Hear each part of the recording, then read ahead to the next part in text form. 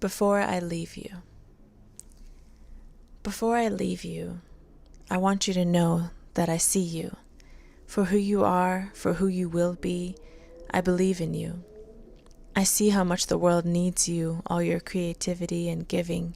You truly are amazing. Before I leave you, I want you to know how much you've changed my life. You've added a light to the darkness behind my eyes. Just being around you has helped me feel like I could fly. Too bad I can't keep myself up high. You've brought me out of my cocoon. I never thought I'd be leaving so soon, but I need to. I need to leave to finally bloom. So it's not you. Please know that it's not you. Before I leave you, I need you to know that this isn't goodbye. This isn't for life. I will be back again, stronger than before and able to give you my love even more.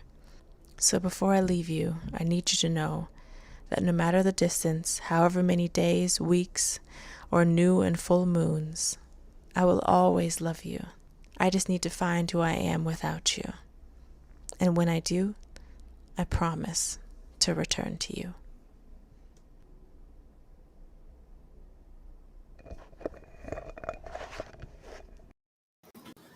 Yo, welcome to Real Talk. What's love got to do with it? What's going on? I got the beautiful Miss. Introduce yourself, Queenie. Hey, baby, it's the queen on the scene. How y'all doing out there? Yo, we're gonna get into this topic today. What is the name of our show? It's real talk. What's love got to do with it? Okay. Now we talk about a lot of stuff when we discuss love, but one thing we've never really discussed is I think this is it for me. How do you determine a good relationship from a bad relationship? How do you how do you make that change in your mindset? What is that switch that goes off? That goes from I'm in love to I think I need to switch something up. Things ain't what I thought it would be. So talk to me, Queenie. Well, going into a relationship, we have certain expectations from our significant other. And, when you're in that honeymoon phase of the relationship, everything seems great because you're getting to know that person. And once you find, out that, okay, this isn't what I thought. This isn't what I thought it was going to be, or this isn't what my expectations are. And they're not living up to some of the promises that they could have made early on. And for me, it might take me a year into it to get to know this person or figure out, this ain't who I want to be with because I'll start feeling like something's missing. And it's not necessarily I'm at looking for that person to give me happiness because I'm coming in happy. But if I feel like it is, I don't know, if it's just something's missing. And if I say to the person what's missing and they, just dismiss it and like, oh, whatever, and continue on doing what they're doing, then I'm gonna have to step away because it's not fulfilling. Give me a situation where you knew over time that you had love for somebody, but you knew something had changed and you knew that it was time for you to make another move. Hmm. Let me think. I think back when I was getting ready to leave college and I was in a relationship with an individual and it was like our paths were going different. Our life paths were going different. They were still kind of in the college life, and I felt like I was now grown. I'm ready to take on the adulthood of life, and they weren't ready for that. I felt like they weren't ready for that. They still, talking it. Well, let's just see where this go. Oh, that little phrase right there. Let's just see where this goes. You playing mind games, so I'm gonna show you where it's going. You go wherever you thinking you gonna go. I'm going this way. So I had to cut loose. And the funny thing is, we still friends to this day. And that individual will say stuff about how things should have went. And I'm like, yeah, that sounds good, but we still in two different places. See, for me, this is the issue that I have at this particular age. The older that I am, the more I want to be in love, but the more I recognize certain things in my past that I fell for, that I got into, things that I wasn't doing correctly, that are warning signs to me. Like, you can meet a beautiful person; they can be beautiful from head to toe, right? But can they understand the person that I am? Is a different conversation. Can I understand the person that they are? Is a different conversation. It's a different thing in meeting someone and having the physical attraction, but having the emotional attraction is something that I believe that is a little bit more important, but More it's intimate. Yeah. harder. What you say? It's more intimate. It's more intimate, and it becomes like, I think this is the thing. I think once you get to know yourself a little bit, a little, the more you know yourself, the less you're willing to put up with.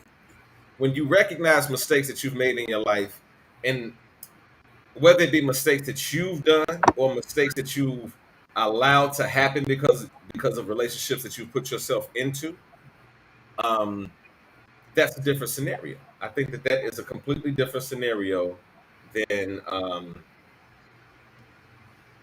than just being in a relationship and you just don't know what you want to do. Because I think that I think we got to make that distinction. At certain points in our life, we just go through the motions. We're trying to find stuff. We haven't really made up our mind. We don't know what we like yet. You feel what I'm saying? So that's one half of the situation. The other half of the situation is once you sort of know what you are, know who you are, know what you like, know what you don't like, know what type of crowds that you like to be around, know what type of, you might be a person that's a homebody, and your mate might be a kick it person. They might be somebody that's out for the streets, and you know what I mean, like to hang out and shit. That can be that one thing alone can cause an issue, because if one person does not feel comfortable in that setting, and the other one is like, well, why don't you ever go with me? You don't ever go out here with me. That becomes a situation. You, Well, I don't want to try to change a person because I have my moments of wanting to be social. And what I mean by social is it might be the biggest event of the year. And I'm like, I might not have went out the whole year, but that one event I'm going. And if my significant other is having an issue with it, whether going with me or me staying at home, I'm like, I've been with you all year, and this one time I want to go, you having a fit. And I try not to like I said, I don't want to change nobody or who they are, but they, like you said, they have to understand who I am. And it's something else you said, when you those red flags that go off, I tend to get myself in trouble because I try not to hold court with everybody, make you guilty for what the last person did, so to speak. right, right. I get that. If I see that red flag, you might do one thing that resembles something that other person did. And it Well, becomes, yeah, and yeah, I get that. I get that. I try to give you a chance. I go, let me see if they're gonna continue with that. And sometimes they do, sometimes they don't. But I won't cut you right off at that first little. Okay, wait a minute, moment. Let me. I have to analyze it a little bit, a little bit more because it's somebody different. It's not the last person that did it. But I know some people that you do that one little thing, nope, it's over. They be blocking people, cutting them off. I'm like, well, damn, give them a chance. Okay, we're gonna get into this clip. I want to let you know today. Today's episode is all spoken word related. So the majority of the clips I got today are spoken word poetry pieces. Oh, But man, that's animal stuff. so we're gonna dissect each poem that we see. Okay, this is the first one. Let me ask you. I'm gonna let you make a decision. Are we gonna go with the male's perspective of bad love, or are we gonna go with a female's perspective of bad love? We always go with the female side. Let's hear from y'all. You wanna go with the male side? Yeah, we don't hear from the female. Let's hear from y'all. All right. I'm gonna see which one I want to, because I got a couple of them, and one of them is really, really good. And I'm gonna start off with it. Let's go. No, I'm gonna do the other one first. Yeah, here we go.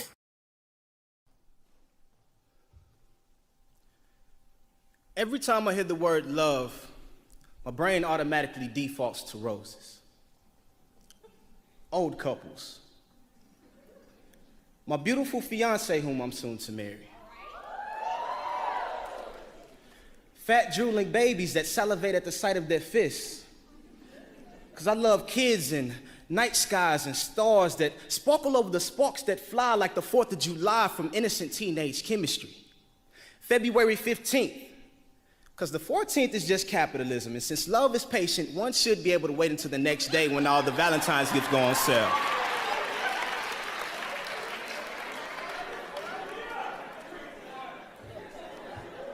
Okay, that may be a bit much, but usually when I ponder love, my mind instantly computes the happy, blissful euphoria produced by oxytocin. And maybe that's just a way of me disengaging from the hurtful, heartfelt reality that sometimes love hurts. Like harsh words impaling through your soul as invisible Excaliburs of vernacular that can't be removed. Sticks and stones worded to break your spirit. It hurts like love reciprocating hatred, rejection, envy, pride, abandonment, and abuse, which oftentimes may produce fear, which may shed light on the dark truth of why we hurt those who love us and hate those who hurt us. So initially, it's more to love, and we can infer that it's more than happiness. So here's a penny for your thoughts, and I hope this makes sense. Since love can't be bought, it's definitely not money, because there's no fruit that can be produced from the love of it, the root to all evil. But it has to be more than that leftover dusty ashtray change we give to homeless people for our convenience. Because subconsciously, most fear inhabiting the house of poverty, which is why most are so busy grinding their fingers to the bone, climbing the ladder of success only to reach the bottom of the totem pole of this Rumpelstiltskin wolf ticket we call the American dream. So obviously, it is more than our selfish and deceitfully wicked hearts that offer heartache and desire immeasurable things that flood us as it beats the life out of someone. See, that's what our hearts do. They destroy. Like in Genesis, God gave Adam and Eve the world. Yet Satan used their flesh to give him reasons to give us hell. And even in that instance, he gave his son, Jesus. A man, undesirable in appearance, yet Lord of all in servant form, one who knew no sin, and before he would introduce himself, his pores cried crimson tears of distress. He sweated blood to resist temptation because he knew his blood would be shed on that cross, yet he still willed that his Father's will be done. Could you imagine how he broke bread with betrayal? This is my body broken, take ye eat. This is my blood, take ye drink. And as long as you do this, do in remembrance of me. And this, before that kiss of death that led him down the road to his demise, beaten, bearing the burden of the cross to be crucified, 2 nails in his hands, 1 in his feet. It is finished, sky black, death face defeat. 1, 2, 3. He ain't down for the count because he rose. He rose. eyebrows of questions as the stone of his tomb was removed, only to find scraps of linen. He rose like a tidal wave of grace, beating at the shores of our hearts to wash away our sins. He rose like a beautiful springtime flower pollinated by honeybees. So wake up and smell the roses of our hero, because he rose. He rose for salvation of those who shall repent and believe. And that is love. Grace and peace. Now, this is my question to you. The reason I picked this poem, because it started off in a very natural state. It started talking about a natural being, the natural love. But then it took a twist and it began to talk about love and how we receive it and how we should be in our spiritual. Do you believe that if you are, I'm not saying that, listen, understand this, because I want to make sure I make this very clear. This is not a Christian statement. This is not a Muslim statement. But do you believe that having a spiritual belief and background improves who you are and the love that you can acquire in a relationship? Does being in tune with your spiritual self open you up to a more intimate relationship in the physical and natural sense? You muted, babe. Okay. What I was saying is I have to be careful in answering this because not everybody, and I want to say it this, I'm not talking about religions, but spiritual, your spirituality. And the spirituality, if you are in tune with who you are, like you were saying, if you are in tune with who you are and your essence, then your connection to the world, if I can say it that way, is a little different than if you are a worldly person because you value things a little different. You have some people who don't value life at all. And when he started off, he was speaking of a rose. And you hear people say all the time, give me my flowers while I'll yet live, that I may enjoy them. Don't give them to me when I'm dead because I can't enjoy the beauty of that flower or of that rose. And then he went into speaking of the spiritual portion. But if you notice, he kept speaking of he rose. Now, if you take a flower and look at that rose and dissect what it is and how it blooms and it blossoms from nothing, that's how we are. We bloom and we blossom from nothing, but we have to nurture it. And once we nurture ourselves, anyone we come in contact with, we're going to share that nurturing nature. We're going to share that love. And it's and mainly and Note speaks of it all the time. It's self-love. When we start nurturing ourselves, then once we do that, your light is going to shine different.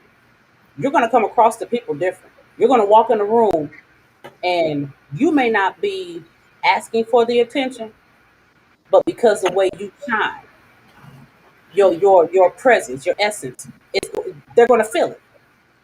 And most people don't understand that. And that's a spiritual connection that you That's what exude. I was about to say. That's what I was about to say. It's Like, a spiritual connection that you exude, and people who are in tune will be drawn to you. see, like anybody that knows me knows what I do. But if you know me, you know I have a different outlook on spirituality. But it's because I've done my own research and it has become personal to me. You It's have not to. it's not what somebody has just told me about a spiritual aspect of something and then I just said, "Oh, I'm running with that." It was me having to take time or check this out, or being in a situation that forced me to sit down and say, what am I doing? Let me think. Let me have a spiritual moment. Conversation with yourself. See, and that's what people, this is what kills me. When people say, when we use the term spiritual, people automatically think God. Okay. Now, for those that have the perception that we are God, we are made in his image, right? Then, Likeness and image. then we should have the ability to talk ourselves in or out of any situation. Most people do and don't listen. Have you ever noticed that? They'll I, call you. They'll call you and tell you all the problems that they're going through, and be complaining and bitching about it, and then you'll hear the answer in there. but they won't listen to it. Uh-uh. They won't And then listen. you can tell them exactly what they said. They might listen to you, but then they'll get mad at you. Have you ever tried this? Because I do it all the time. Well, you know the answer. I tell them, you know the answer. You just said it. Then they get mad. What you talking about? Well, the same thing you talking about. I'm gonna give an example of what you mean. And I think I mentioned this on the show a couple times. I had a friend in college, a best friend, and I still consider him my friend to this day. But when he was in college, he would get into relationships and it would be like he would tussle with the girl or whatever. And at 19, I looked at it like, fuck it, G. Like, go on, move to the next one. Now, when I turned 40 and I got a phone call about him going to jail, about the same shit that he was doing when we was in college, I had to have a revelation first. I had to say, yo, this is your guy. This is your nigga. This is your smoking buddy. This is your drinking partner. This is your guy. This is the nigga that you sent, if not too many people could call on me and ask me for money, but if he asked me for some money, he could get it. But this was the first time in a situation where I was like, yo, G, I understand that you listen, because I understand that I told him, I use this phrase that I say on the show, you fucking the same person with a different face. And he was like, what do you mean?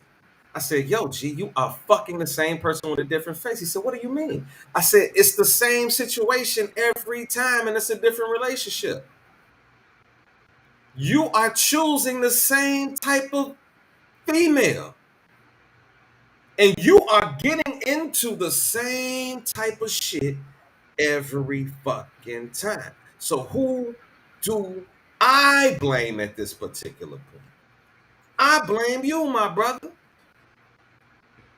I couldn't tell him, like normally the conversation would go, man, fuck that shit, G. I got you, G. Man, fuck that bitch. Go ahead and move on. But this time it was like, yo, bro, this is some shit that you doing. You can't blame nobody else for the women and the relationships that you interact in and that you continuously get in, and they continuously have the same pattern.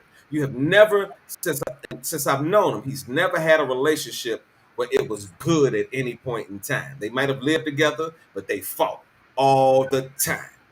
Every baby mama that he had, every girlfriend that he had. And I had to say one time, like, yo, G,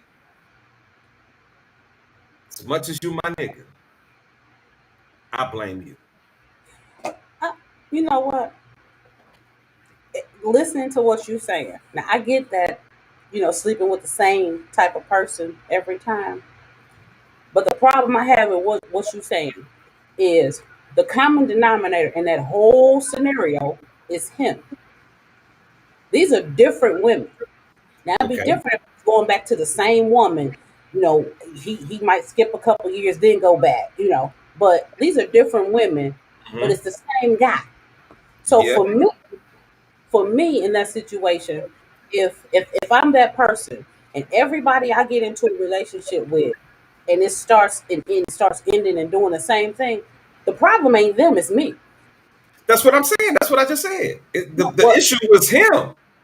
well, yeah, but what you're saying is the problem is he keep picking the same type of person. No, the problem ain't he ain't picking the same type of person. The problem is he's not changing.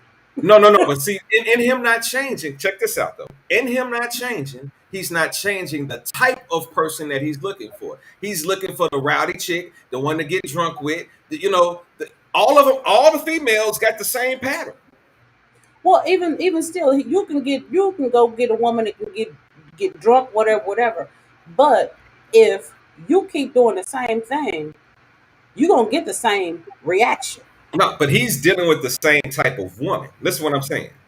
It's not just him. I'm not going to put the blame completely on him like every situation has just been him and he didn't just walked in the crib and picked off every situation.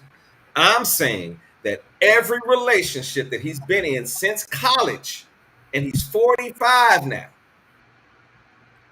every relationship has been something with drinking, arguing, rumbling, police showing up, leaving the crib, calling, you know what I'm saying? The police being involved. It was a pattern. Well, So, I mean, wait a minute, listen what I'm saying. Because listen, if he was choosing a different woman with a different face, maybe they wouldn't even put up with the shit that he was going through. He's putting up with people he's putting up with people that deal with that situation. That attraction is there between the two. That the craziness that's in him, they got a craziness in them too. And they are drawn to each other. Just like people, think about it. You, me, we all are attracted to a certain type. Now, if that type is designed for us, is a different conversation. But what we are attracted to, we got patterns. You know what I'm saying? We got patterns of what we like. So he likes women that he can kick it with, have a good time with, but at the same time, both of them have the ability, after that alcohol hits their system, World War II is gonna kick off. You feel what I'm saying? It's gonna be a fucking war, and when you sit back and talk to both parties, you start to look at them and say, man, both of y'all motherfuckers crazy. Both of y'all niggas are stupid. Yeah, I think we're saying the same thing, but in order for him, like you said, he keeps selecting that type of woman. He has to change first. Yeah, that's what I'm saying. If he don't, because his same behavior, and like I was saying before, that spiritual, that energy that he's giving off, that's what's coming. He's going to keep getting that. Exactly. And Like you gotta apparently, switch it up. Listen, what I apparently was attracted to in college is not what I was attracted to in my 30s. And it damn sure is not what I'm attracted to in my 40s. Now, visually, I'm attracted to the same thing. I like a woman that got some meat on her body. You feel what I mean? I like a voluptuous, I like all that shit. However, in liking that, it has to be a process of elimination after that. What is this conversation? What is this conversation about? What are we talking about? What drives this person? How do they live their life at home? Like, we got to do a lot more investigation into people outside of you look good. You turn me on. Let me ask you this. When you say investigation into people, how long do you think it would take to come to the conclusion that that person is what you want? That's a good question. It would depend on the relationship that I have with that person. You know what I mean? You know what I mean? Like, prime example. I'm not a person that likes to talk on the phone that much. You feel what I'm saying? But Really? yeah, I'm not. However, if I like you, I may talk a little bit more than average. However, I'm not into picking up the phone and calling me and saying, "Hey, what's going on?" I'd be like, "Nothing," and then you say, "Okay," and you're just sitting on the phone and not and engaging in the conversation like that. That'll never work for me. Like, I'm like, what? I'm watching television. I'm like, that's what I am. You know, I'm busy. I've been working all goddamn day. What? Now, if you call me with a conversation, we can chop it up. We can talk for hours. However, if it's one of them, hey, how you doing? And it's just nothing like that. I believe that conversation should be like, hey, how you doing? I just want to hit you up for a minute. I'll talk to you later. not just sit on the phone with me and look for me to start a conversation and you call me. I think that's crazy. Like, think You about know, it. the Because thing you is could be about doing something. If Kim is doing something right now at the crib, like taking care of the house, you might be remodeling the house, you might be dealing with the kids, and I call you and be like, "Yo, what's up?" And you be like, "Well, nothing. I'm sort of dealing with other." And then I just sort of sit on the phone and don't say nothing to you. Aren't you going to be like, "Well, I'm busy"? yeah, I'm gonna have to call you back because I gotta finish what I'm doing. You feel what I'm But saying? I've noticed that men are not as talkative as women, and it becomes a problem for me because I'm a talk. I talk, and if I'm trying to hold a conversation with you, and throughout this conversation you say, "Huh? What'd you say?" and you keep saying that to me, like, what'd you say? I'm the first thing coming to my mind is, for one, you're not paying attention to me. So then I'm gonna tell you, never mind, which I'm gonna piss you off because I'm gonna stop talking. And then you say what you said. No, I'm not gonna keep repeating myself. So then I'm gonna get off the phone with you because now I got an attitude because I was talking to you and you weren't paying attention. Now, if you, like you said, if you're not a talkative person, okay, are you more of, I'd rather spend time with you Exactly. physically than Exactly. on the phone? Because Okay, I want to bring something up to what you just said. I'm about to screen share this. I want you to see this because I've talked about this before on the show.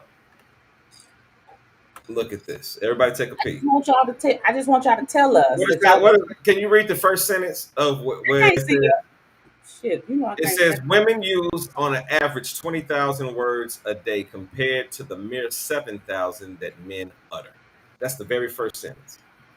So even in your what I'm trying to say to you is, we've talked on this show many a times about the development of young men and how we don't have that communication outlet. So to be honest with most, hold on, let me say this.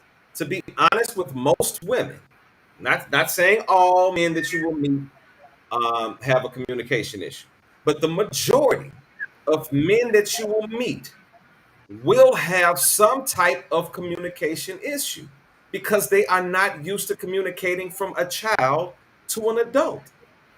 Like we say it all the time when we have conversations about being young and being in relationships, the only thing that young niggas talk about is, I got a girl and I'm having sex. We don't sit down and talk about, she hurt my feelings and da da da da da. It's just, I got a girl.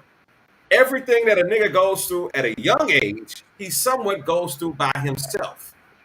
So by the time we get to the point of being an adult and meeting a woman that is mature enough to assess her own feelings, the average man is not there. I have no problem with saying that. We are not there. Now, it does not mean that we cannot get there. It will take a woman to understand, and his development. That's what I'm saying. His development has not been there to just discuss anything that's on his mind. Think about it. You talk to a nigga about a day at work. It's like, shit. I don't want to give me. I'm gonna get a beer. I just want to chill. I'm upset. They'll say I'm upset, but won't say what they upset about. Or I'm okay. I'm cool. You I'll feel be what I'm saying? So that is a male trait. Not saying that it's a good or a bad trait, but that is a trait that is a real issue in life. So when we start talking this conversation about being in love, whether it works or not, that is a issue that we, even at this day, I'm 45. As open as I am, I ain't open every moment of the day. well. And you said something earlier, and I was saying it too. The emotional connection that is more intimate than even the physical in a relationship.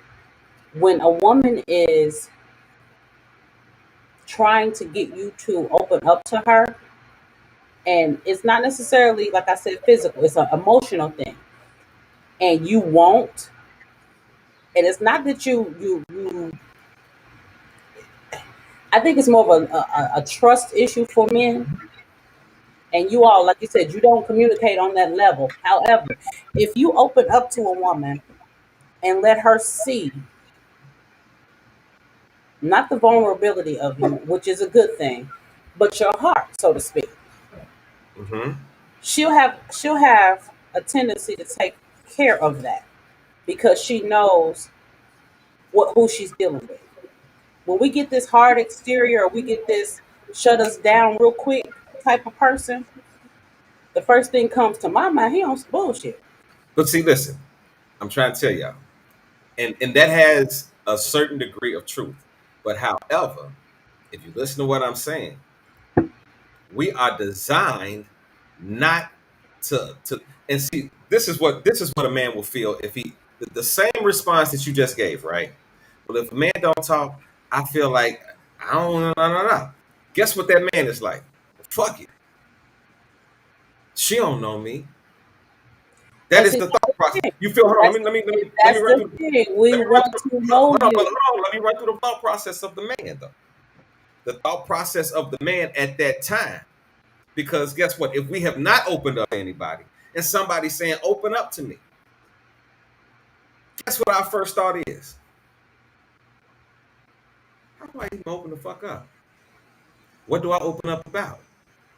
What do I even start? What is the first conversation that I'm gonna discuss? Because guess what? I'm 45. There are 45 years. It may be 45 years of shit that I've never discussed to anybody. So where do I even begin? So in that comment of saying, I just want you to do that, you have to be, what's the word I'm looking for? You have to be patient enough for him to get there. Because if he has not been there in dealing with many other women and he may have had great sexual experiences, but he ain't really got no real close connection. Well, guess what? It's gonna take him some time to get there. Okay, now you said time. Time. That, and when you say time, now I know it take at least a year to get to damn near know a person. Then another year to figure out, okay, is this the right one I want to be with? Now, in the process, that's 2 years of trying to get to know this person, and if he's not opening up within that time frame, it's kind of unfair to ask a woman to wait. Just like it would No, be. no. See, this is the thing. In that 2 year time period, you should have expressed that you want to have this communication. It shouldn't been it shouldn't been that you've been with this person 2 years and then you say, well, you know what, you don't communicate and you don't talk to me. Once No, if I'm you not. get into that thing, you should recognize that he is not a communicator and attack that. Well, not to say I'm not use the word attack because I don't want people to be like aggressive with this situation because this is a sensitive situation. You have to have that conversation early on. Well, let's say we did have the conversation early on. I'm gonna say the conversation piece is put it out there. You know, with like that first year of trying to get to know somebody.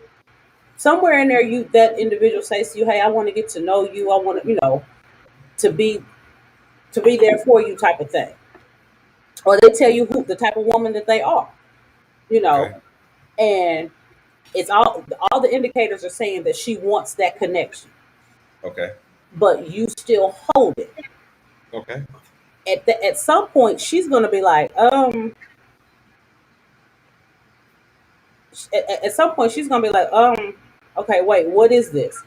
She's gonna start questioning her worth to you, I get that. I get and that. once she starts to do that, once she starts to question that worth, she's like, okay, well, he's on, like I said, he's on some bullshit. Not, and Listen, you may not be, but I see people tend to lose good people I agree. because they are.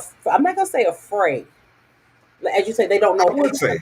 I would say because I'm not gonna say afraid. They just don't know how to open up and let someone in. and that is a sign of fear because listen, prime example. You see people go to the amusement park all the time, right? And you hear people holler about, I don't like fucking roller coasters. But they'll get on that motherfucker anyway, right? But I ain't no, getting no. But I'm saying you've seen certain people that say, I don't like roller coasters and get on that motherfucker anyway, right? They attack their fear right then and there. Other people be like, fuck that shit. I ain't getting on that motherfucker. I seen it go up and I saw it go down. I saw the spin. I'm not getting on it. I'm afraid of that ride. It's the same thing in a relationship. Sometimes you can get a good man and a good woman, or a good woman, because let's flip it on both sides. You can get a good man or a good woman. Good But person. when it comes to that point of making a decision about what they should do, they can't get over the hump of where they are, regardless of whether you said, like, I'm giving you the ultimatum, I'm letting you know I want to fuck with you. No. If they can't assess that in their mind, they can't assess that in their mind. Period. Like at some point, it has to be about what we do, what we accept, and then on another side, it has to be a point about what we allow someone else to do to us. A relationship is a two-way street. Absolutely. I don't care what nobody say, whether it be good, bad, or indifferent. If you in it with somebody and y'all saying y'all in it, it's a two-way fucking street. Now, it's a difference with in the situation that you were describing, because you're talking about meeting somebody and trying to determine whether you want to make that move with. Now, it's up to the person that has to make that decision about how much time that they can put into something. They may be giving up somebody that is actually good for them, but they may not have the patience to fuck with him. You feel what I'm saying? Like, you can meet somebody and be like, man, this is a good nigga, but they got too much going on right now. Nothing's wrong with them as a person, but they got too much going on to figure out what the fuck I want to have going on with them. See, it's a difference between about what they got going on and what we got going on, or what I got going on and what we got going on. It's Well, always a difference when you had that conversation. well, I mean, you got to weigh out all that because everybody's gonna come with some form of baggage. Unless you done went to the damn what is it, the kindergarten schoolyard and got one and raised them to what you need them to be. Otherwise, they're gonna have some problems. My thing, when you were saying the roller coaster, you get on there and they tackle their fears. That's just the same. That's the same as somebody. Every time they want to go on a trip, they jump on a damn airplane and don't know if it's gonna fall out the sky. They taking a chance, they're taking a risk to get there and back. It's just like it with a relationship. Either you're going to take that risk that is going to be successful, but you have to put in the work. People Exactly. don't want to put the work in, is what I'm saying. Now, and I'm looking at some of the comments that popped up, about, communication and the emotional connection. And let me go ahead and say hi to Miss TT, Nadia, Courtney. Uh, the thing is, as a woman, we want to communicate with our man, whether it's on the phone. I hate the text messages, but though, okay, we'll take that because that's what's going on. Some Or in women. person. Yeah, I mean, I'll take that because that's what's going on. But, or in person. And then sometimes just your presence is fine. Like how you were talking about, okay, she just in the house with you, she could be in the other room tearing up something, but you okay with her there. That's for us too. But if you come in the house, like I said, sometimes we, as a woman, we have to recognize our man's having a bad day. Now, yes, I see that you're having a bad day, but later on, tell her what's going on.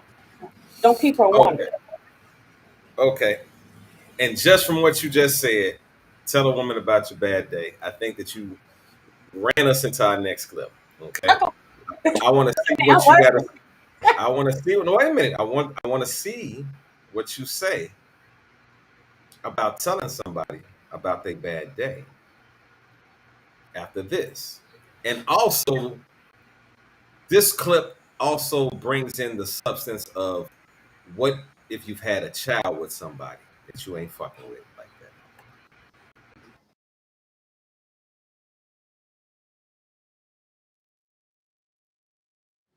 My son Kamari loves hard and brave Loves as if he's inapprehensive to the death count and love's name. His love heals all, conquers everything. My son Kamari, he loves, y'all.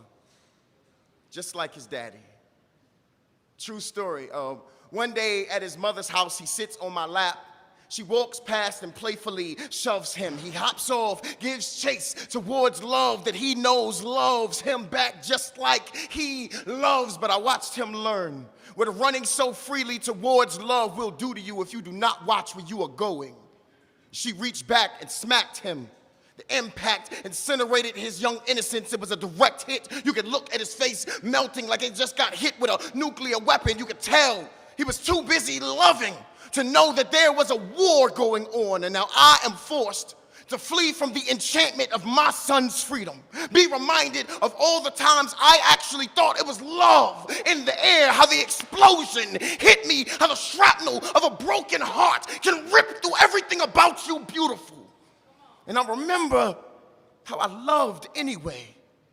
How I loved Brandy out of the release of the chokehold of her past choices. How she seemed so grateful to have fresh love fill her lungs, but it was too late before I noticed that she had decided to keep hanging around with her old nooses. I remember how I loved anyway. Like when Shanetta, like when I busted Shanetta out of the city that held our dreams behind bars, but our talks of forever must have felt to her like confinement, because she broke out of us, left me a prisoner in my own home. I had to watch her date other men while living with me. I remember it all and how I loved anyway. Like when Tonisha told me that that guy was her aunt's boyfriend and not hers, or when my ex-wife handed me the phone so I could have a conversation with the guy I was sharing her fucking orgasms with. I remember it all and how I love anyway, and I just get scared. What am I supposed to teach my son about love? I can't tell him that it conquers all, but the only thing it's constantly defeated is me. I can't tell him that it heals all when this open wound of a heart just keeps falling and the salty hands can't save him from all the homicidal hands that'll just end up smacking the life out of his ability to love right like his mom did. All I can do is tell my son to love anyway, like his daddy.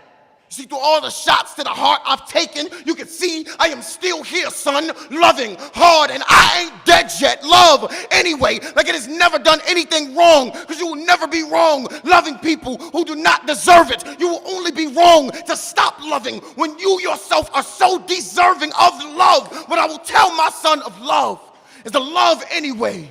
Be a hero, a purple-hearted kind of honor that leaves no love lost or left behind, because if you are not fighting for love, then you are only fighting against it. And I simply refuse to raise you to become somebody else's war.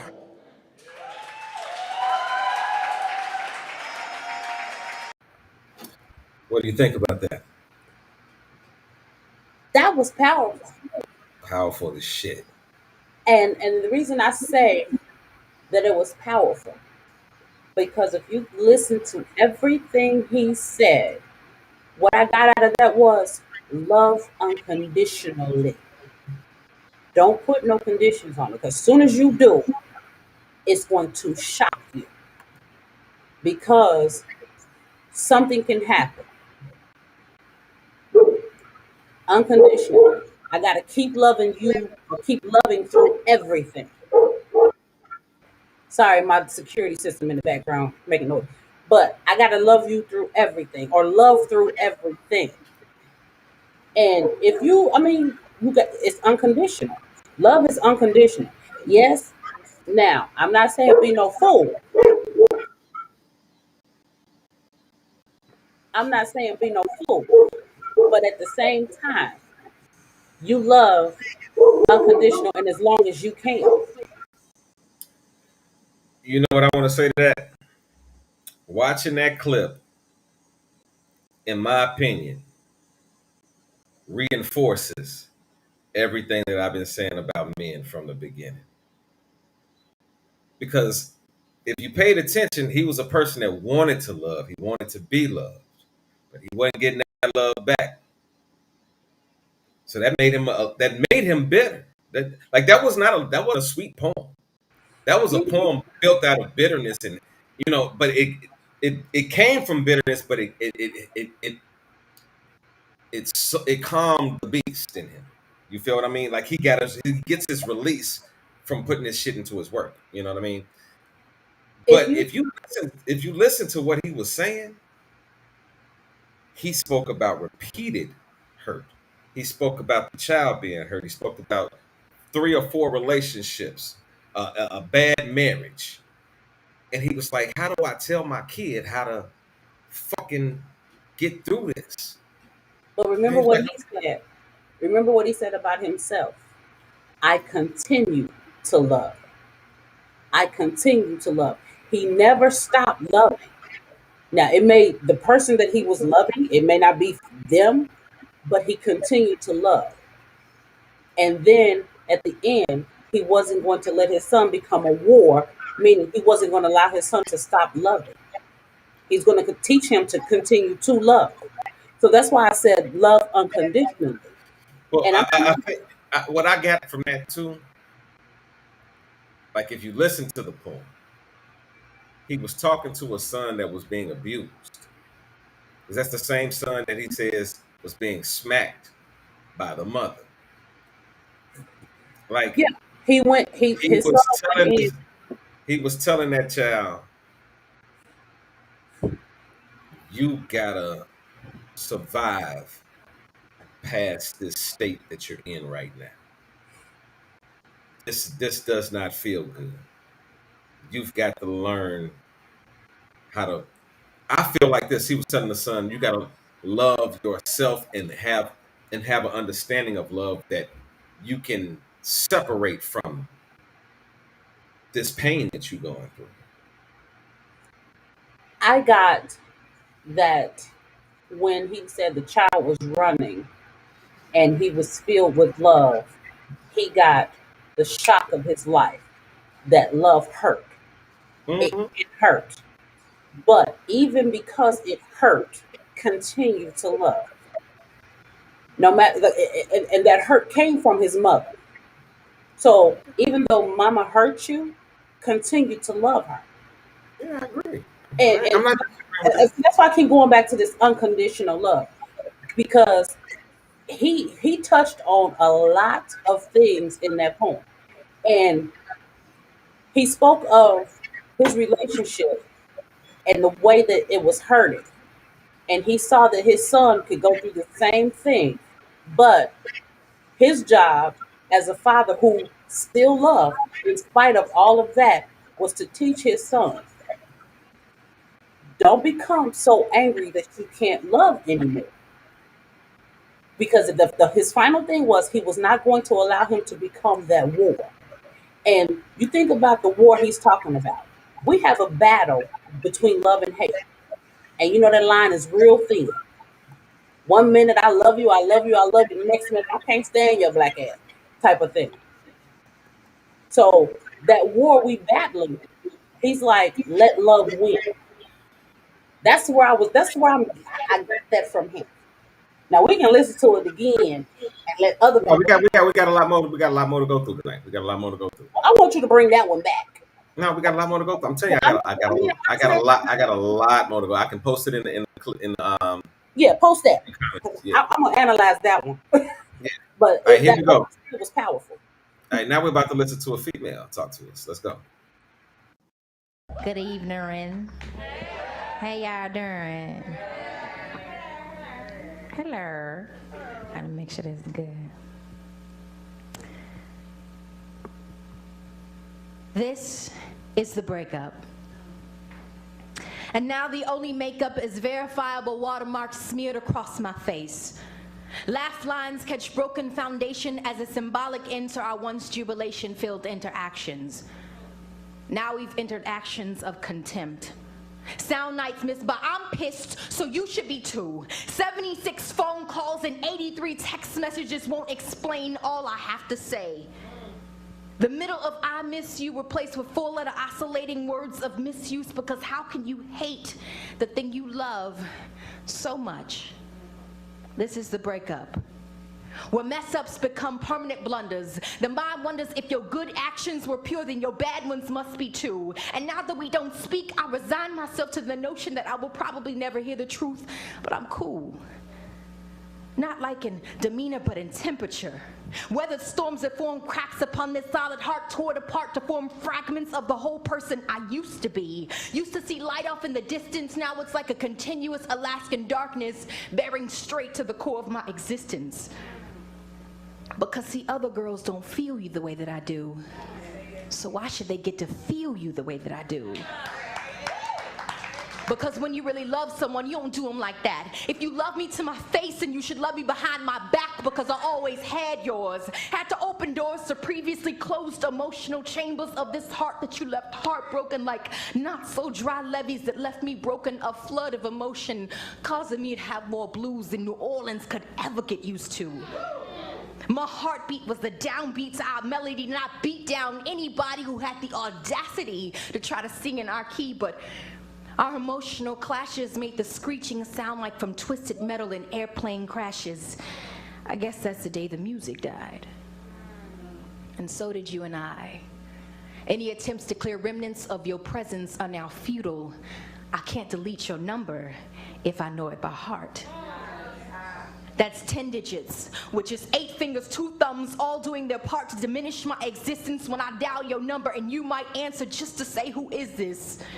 Broken heart disease manifested itself in my chest, pneumonia-like compression, the stress of hopelessness literally leaving me breathless. Because if you ever really cared about me, you would have let me go long ago before you ruined me completely for the next man who might actually have the courage to love me in return, because I cannot return to you.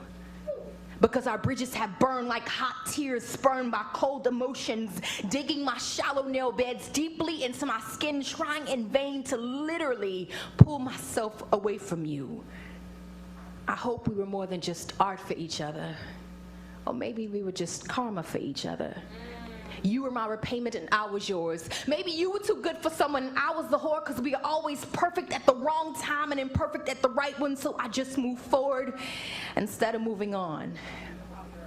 Mornings come about as easily as restless nights when I wake up to realize that this is finally the breakup. Thank you. That was dope as shit. What you think about that one? What I got from that is that that was a toxic relationship that they tried to hold on to. And it was so toxic that it drained her of who she was. And her trying to find her way back to who she was, it was painful, because yet she still was holding on to that toxicity. And it's almost like he toyed with her. And she was broken. But yet she found the strength to break free. That's what I got. What I liked about She that felt every word. what I liked about that poem was it started off with her speaking her feelings about the relationship. But then towards the end, she said maybe. She said something along the lines of like, maybe this is both of our karma. And then she started to talk about some things that maybe that she was doing. And I was like, damn. Have you ever been in a relationship where you know both parties involved, like you and the other person was doing bullshit to each other at a certain time? It was just like, fuck it. Yeah, and tried to hold on to it. And it Yeah, wasn't you still working. stayed in that shit, but you went through all kind of extra shit in the process. Yeah, I got a friend that their philosophy is, if I'm gonna go through bullshit, why not go through it with somebody I know? And I'm like, if you know that this person is gonna do this, why would you do this to yourself? And it was hurting when they did it the first time. Why would you do that? that relationship is toxic.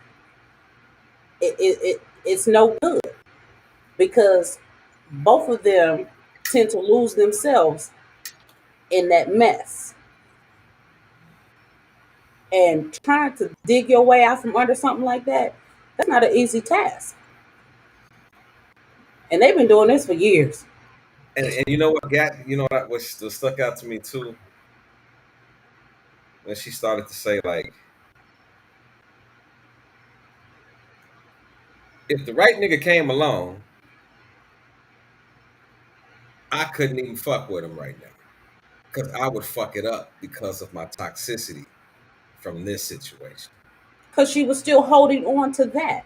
And you No, I'm just saying. No. This is what I'm saying. No. Hold on. This is what I'm saying. That rang so true because so many people baggage. are used to what somebody else did, and when they meet somebody else, when they meet the person that is actually everything that they ever fucking wanted, they don't do that person right. And You know, then wait a minute, then the person that was done wrong, he or she becomes damaged and fucks somebody else up. And it's just like an ongoing cycle until one day you wake up and say, I want this shit right. And then you look at all the bullshit around you and be like, God damn, this is what I gotta pick from. It's I, crazy. I've had that happen to me before. I was in a toxic relationship and met the perfect person. Oh, this person was amazing. And I broke free from the toxicity for a brief moment to deal with the other person. But once that individual saw me moving on, I'll come back with purple skies and dreams and all kind of and I'm buying the bullshit, bought it, messed up that perfect person. I'm gonna say nobody's perfect, but in my mind at that time was perfect. And like a fool, went right on back to the dumb shit. Then something happened, got rid of it, and I saw the perfect person a few years later, and was like, what the hell was I thinking to let this person go? And by that time, I think they got married or something, but or in a relationship. And we do this to ourselves all the time. But the thing is, I didn't give myself time to heal. I didn't get rid of that old baggage. And that's when I learned to brush off the baggage before I get into another relationship. This is my question to what you just said. Is it ever possible to be fucked up and meet somebody and they help you get to a better place? See, like we've been talking about it from one perspective of me getting it together.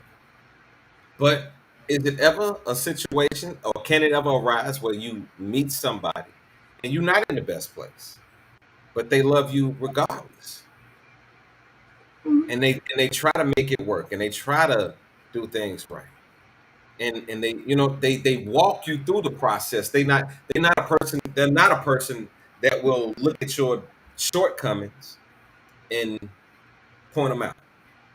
They'll try to work through. It is, but you have to be careful not to make that person a substitution.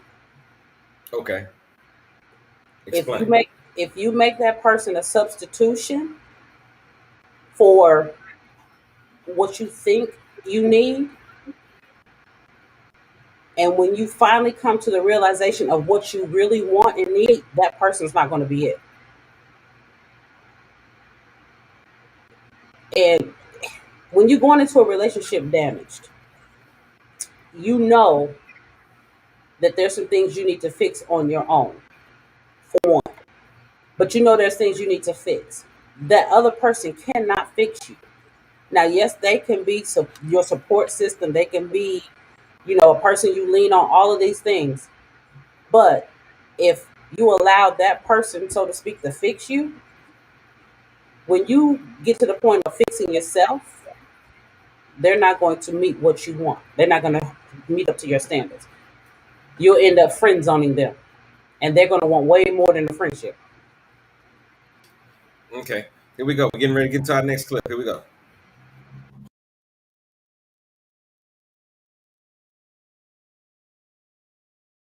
The one you love sits across from you at breakfast. Maybe it's your sister, or your father, or the one who holds you closer than any other person. Between you is the coffee, or your cell phone, or the Atlantic Ocean, or a pillow covered in your mother's tears, or your self-esteem again. He says, calm down. You feel the truth claw its way out of your throat. Pass the butter, you say, used to the part where everyone asks how you are and you say okay and they believe it. Your survivor's guilt makes you apologetic. I talk a lot, sorry. I think too fast, sorry. I count the exits in a room as quickly as I count the exits in a conversation, sorry. You try to control it. But that morning, anxiety ties your lover to the bed and says, let's play. She brings all her friends, the trembling legs, the sweaty palms, the indoor voice, your relationship. You've only officially been awake for 15 minutes and you've already imagined every scenario of things that could go wrong on this day. There are still 20 minutes left until your alarm rings, so you imagine everything that will go wrong tomorrow. Then it rings. When he smiles, the war packs her things and says, I'm leaving. The ceiling isn't inches from your face. The walls stop closing in, and you're back in Paris under that starless sky. You think about kissing him, but the imam walks in, dangling salvation from the tip of his prayer beads, saying things about how God speaks softly and carries a big stick as if his sermons weren't phallic enough already. Then your mom brings eternal damnation into the picture, and the temperature rises. You're not sure if it's you're not sure if it's his eyes or hell. Heaven, hell, and adolescent hormones are picking you apart in that order. You feel like a lie in that red dress, but you kiss him anyway. And for a moment, you can breathe without a ticking time bomb on your oxygen tank. You recognize the irony of a Muslim with a bomb metaphor and pray to God the CIA can't hear your thoughts. The city falls away around you. The night air feels like a summer harvest. The CIA, the imam, and your mother convene in the corner. The Bible starts looking at you funny. You kiss him again and think this must be how the Atlantic feels when she tastes the Pacific on a breath of wind. But fear clamps down on your throat. So he says it first, too soon and too quickly. You listen anyway. Bite down that thing you read somewhere about how those who love first are the first to go. When he looks at you, forget everything. Spend the next eternity making up for not saying it first. Carry him the way the Nile carries Lake Victoria. Hold him the way a traveler hangs on to the North Star. Love him the way the Dead Sea loves Mount Everest, how they envelop the peaks and troves of this planet. Let his best days sink into your worst days into his best, and make home of this. Every rain, every drop of water, every body of land makes you think of him, and you're both from the desert. So you can't help but think you've spent your entire life at his mercy. When he leaves you, it doesn't stop raining. You're left drenched in the desert, something you prayed for, but with nothing to save the water. You start to wonder if the continents ever call for each other on the cold nights, or if Venus ever reaches for Saturn, or if the moon ever wants to come home. I tried to forget you, sunk all your memories in the river, but the waves keep tossing them back. I want to believe that I'll see you again, but we don't live long where I'm from. Venus is weeping in my arms. The hardest part about watching you leave is that you can. Anxiety ties you to the bed. The war unpacks her things. Oh man, I'm gonna tell you something. Now, some of y'all might have listened to that poem and been like, "What the fuck is he talking about?" But I sat there and listened to that shit, and I said, "Man, if I could find a woman to love me like that." So cause listen, she talked about like loving a nigga beyond what her family would think about it, loving him and the way that he loved her, and it was just good. And it was like, fuck what anybody else got to say about this love.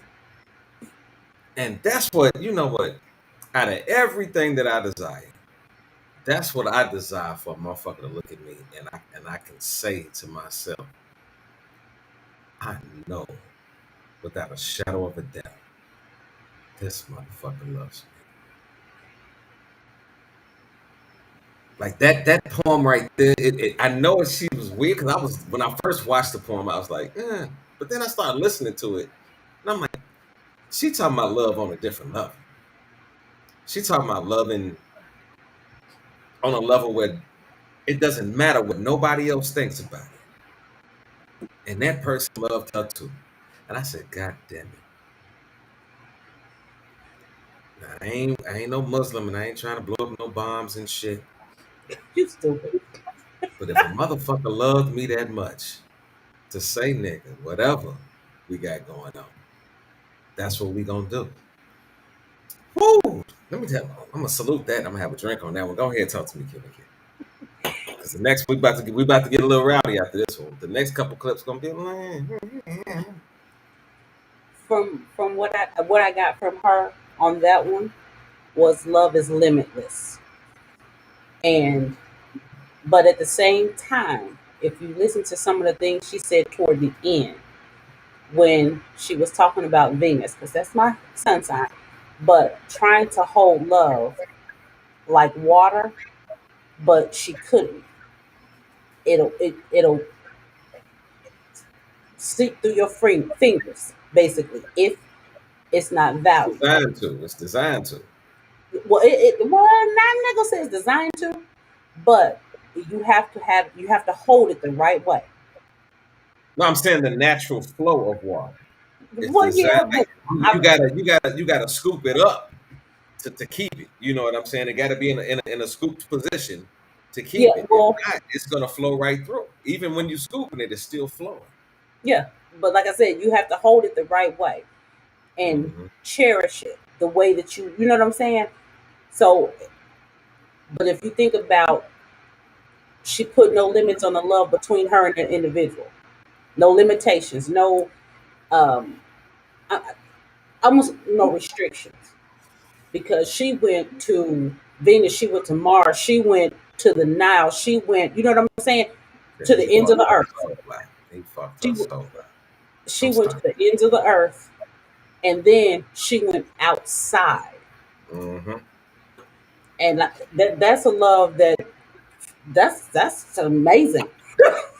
I'm just gonna say I'm it's trying to amazing. tell you that shit was. I was listening I'm to it like, like, and what? I'm looking at her face. She was like, yeah. And then like this is the crazy part.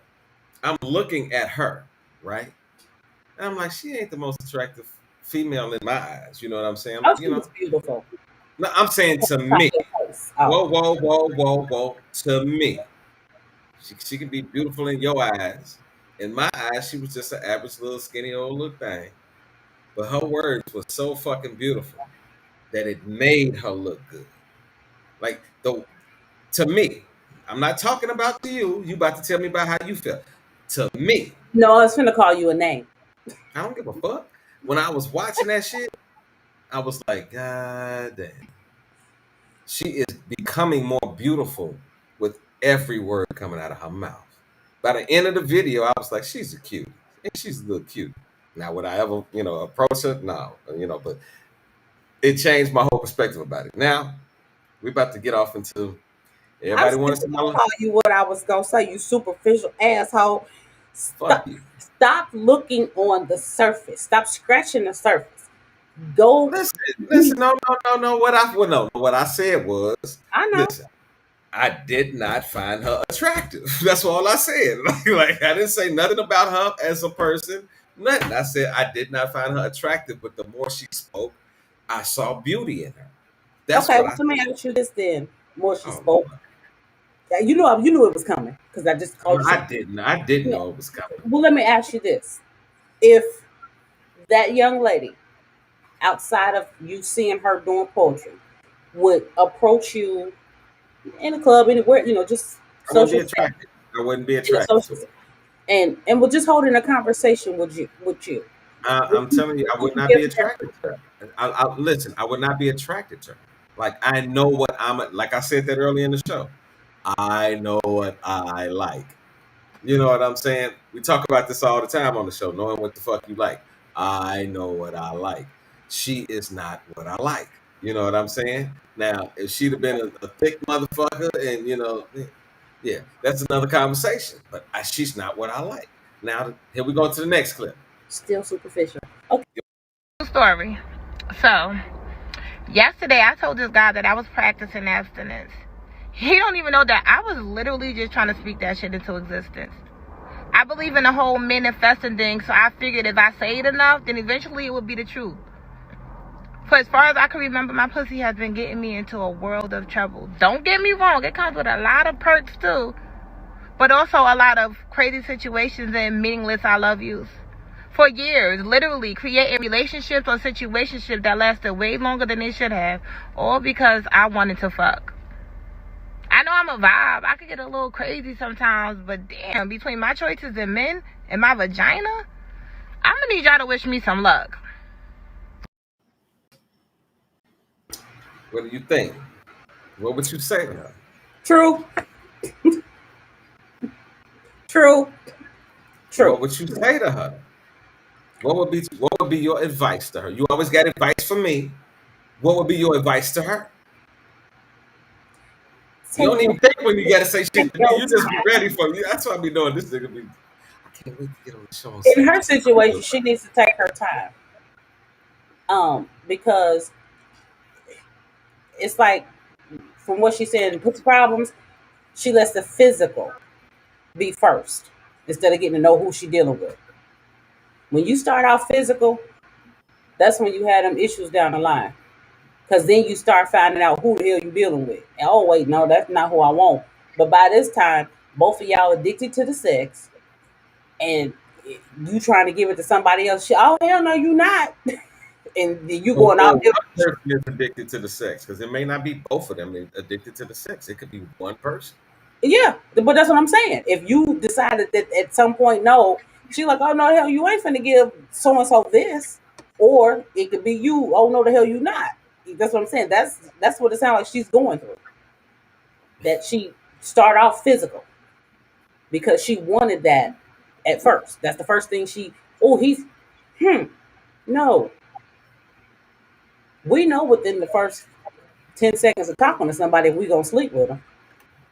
But if you got to figure out what you're sleeping with, because you could be sleeping with the enemy, as they say. You can't just jump into bed with anybody. Nope. Because your ass jump into bed with Jeffrey Dahmer and wake up dead. Nope.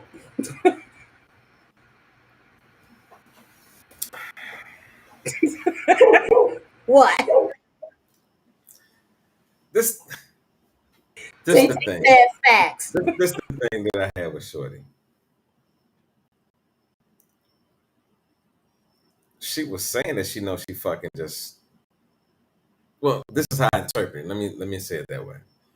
I interpret it as she knows that she be just fucking the shit out of niggas sometimes. And those are some of the people that she's wondering, why the fuck am I going through this for? Well, if you just wanted to fuck them from the first place, you should have set your mind really directly on we just fucking. Because because sometimes, and that's the problem. A lot of times, men and women go into something and just say, oh, I'm just gonna fuck. It's just some fucking shit. And they meet somebody that's a little bit different in that bedroom. That does shit a little bit differently. And then they automatically become hooked. And sort of say, well, I want to be in this relationship. I want to make this work. Well, that's not what this was. Or what it, you know what I'm saying? That's not what the situation was. Now you want to sit there and say, no, now you mine. You can't go nowhere. I don't want you to do nothing. Whoa. What? How do you even have that conversation with somebody and you met them fucking them? Well, see, that's the thing. You got to start out. That's. I think somebody posted it in one of the rooms. I can't remember if it was Talking Dirty or Real Talk. I think it was Talking Dirty. You got to tell them out the gate, this ain't nothing but sex. That's all I want, and be clear. See, at this age, we too old to be playing that. Let's go, let's do it and pretend that it didn't happen, and we don't want to, And if this all you want is sex, say that. Don't just do it and then fuck around catch feelings, and now you upset because boo, this ain't what that. I don't want you like that. They need to come out. That's what it sounded like she was running into. They need to come out with a questionnaire that a nigga got to sign before they fuck. And if they fuck around and they do anything that's against that fucking that document that they signed, They terminate the contract. no, they should be like, I ain't gonna say they go to jail, but they go to like a little spot. They gotta go away for a little bit. They gotta go. I ain't gonna say a padded wall room, but they gotta go somewhere else, away from the world, so they can think about what the fuck they just did. You just went out and got mad at somebody that you was just fucking. Stop it. Stop it. Stop it. Like I said, say it up front. Be upfront about what you want. Hey, Masako. Masako said, just be real about what you want with yourself. Then TT said, we don't have time for games. Just be honest from the start. And then Masako said, that's why I said be truthful with yourself first. Replying to you. Nah, yeah, you got to, cause man, let me go to the next clip because I'm trying to get through this. I told you I got a lot of clips for tonight, so here we go.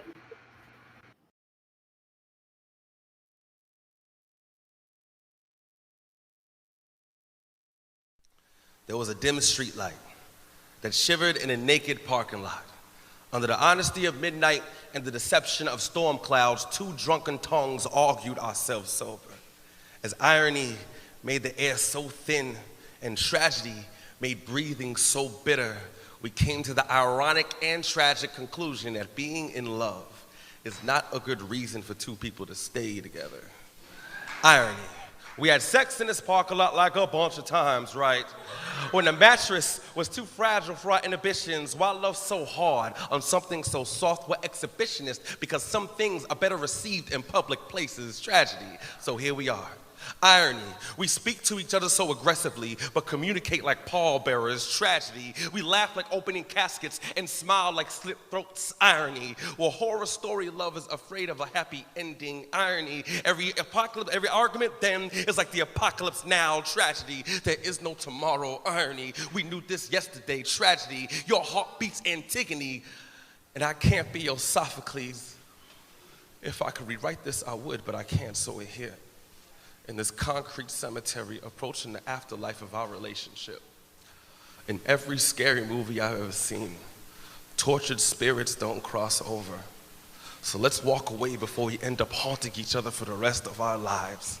Let's stop being the Walking Dead and confirm that we're the X-Files. Mouths numb from yelling, fingers cramped from pointing, uncomfortable silence. Is the sound of a glass house breaking, and it ended with a kiss. A reluctant smile and a mutual understanding that this has been torn apart and put together so many times the lines don't match, our eyes don't match, don't sync, we've sunk to the lowest level of resentment with truthful lips. Irony, you should never let a fool kiss you and never let a kiss fool you. Tragedy, I'll probably be kissing women with 30 pieces of silver beneath my tongue when I leave you. Irony, the most successful liars are the most honest people you'll ever meet. Tragedy, the most successful liars are the most honest people you'll ever meet. Irony, we're only honest with each other when it comes to dishonesty. Tragedy, peace with you was worth the war. And I've given you pieces of me that I've never given myself. They say, in order to rebuild, you must first destroy. So maybe if we broke down, we wouldn't be breaking up. Under the shivering streetlight, in this naked parking lot. Irony, I'm just now realizing that I'm going to be in love with you for the rest of my life. Tragedy, you're not going to be around to know it. That was fucking deep. Wow. That was fucking deep. Did you notice how it said he started the poem off talking about how they used to fuck in the parking lot. And then he said we broke up in the parking lot too. That was deep. Like where you found your most probably interesting and vigorous moments in that relationship is the same place that it ended. And what killed me was how he talked about the disdain that they both had for each other, but he still loved that motherfucker. How many people actually hate someone that they love? Think about that. It's possible to hate someone and love them at the same fucking time. That thin line I talked about. You can hate everything that they do, but it can be something about that motherfucker that you are just drawn into, that you constantly fight for in some sense of the word. You feel what I'm saying? It's like you've given up, but you haven't given up. It's crazy. Talk to me. I'm gonna read a part of what Maseko said. Well, what Maseko said, and he said it too. The most successful liars are the most honest people you will ever meet, or you will meet. And then, if you, his last statement, he said that basically the irony of it is that I'm going to be in love with you for the rest of my life, but you'll never know it. That was deep as fuck. And so many people, that thin line, so many people are in love with somebody and been in love with them for years, and they don't even know it. And it could be because they're afraid to tell him, or it could be because they went through what he did. That relationship that he was in was so deceptive, dishonest, disloyal. It was. Toxic. Toxic. I think the one he was in was beyond toxic. His that to me that was beyond toxic, because if you looked at the passion that he was telling that, it was to the point where I think if they would have stayed together long enough, they might have killed each other. That was one of the ones they had to break up. That was beyond toxic. What do you say, man? Saddest part, I'm gonna love you. What do you say? But you'll never fucking know it. He said for the rest of his life. That's But you fucked up won't but because. you won't be there to know it. To But see, see this is what this is the part I'm gonna tap back into. Even though he's moving the fuck on, even if he finds another relationship, he is in love with somebody that does not mean him any fucking good. Like, when do you? Hmm. And I guess this is my question to people out there. If you are in that situation, right? If you are in a toxic or bad relationship, when is it that you make that decision that I can't do this anymore? Because I think that a lot of people that are in those situations, they go through the cycle over and over and over and over and over to the point that it just becomes the norm. It just becomes what they do on a daily basis. It's not like, you know how we talk about learned behavior? It's, in my opinion, it's possible to be in a bad situation for so long that it's just learned behavior. Things never change. I don't care how much you have a conversation about things changing, how much you want things to change, how much you desire things to change, how much you even try to make things change, that they never fucking change. And what the saddest part to me is about that, that builds up the word resentment. You begin to resent somebody. Even if you can dwell with that person, even if you can hang out with that person and be around that person, but over time you've been in that situation so long that now you just go along to get along. But in that going along to get along, you have built up so much pain and hatred in your heart. How do you deal with that? I want to bring in Seiko. Hello, Miss Lady. How you doing, baby? I'm well. How are you? I'm doing wonderful. We're having a great show tonight. I've been listening. Thank you. I've been loving it. Um, yes. So was in that had that whole. You said, how do you know when it's time to walk away? So for me, I had a baby that was truly not old enough to speak clearly, but who very clearly said to me, who wiped my tears from my face, and very clearly stated to me, "It's gonna be okay, mommy." But I know in my heart of hearts, she wasn't old enough to talk good yet. That for me was that was the breaking point. When my baby was walking up to me, wiping tears off my off my face, and hugging me and telling me it's gonna be okay. Yeah, that was done. And then I did. I had that love hate relationship for many years, many years. Um, but yeah, it's never something that's easy to do. But at the end of the day, it is exactly what they said. It's toxic. It's exactly the word that you use. It is so toxic. Because for him to be like, I will be in love with you for the rest of my life, and you won't be here to know it or to see it, or you just won't be here. Like, that's some messed up stuff. That's some hurt stuff.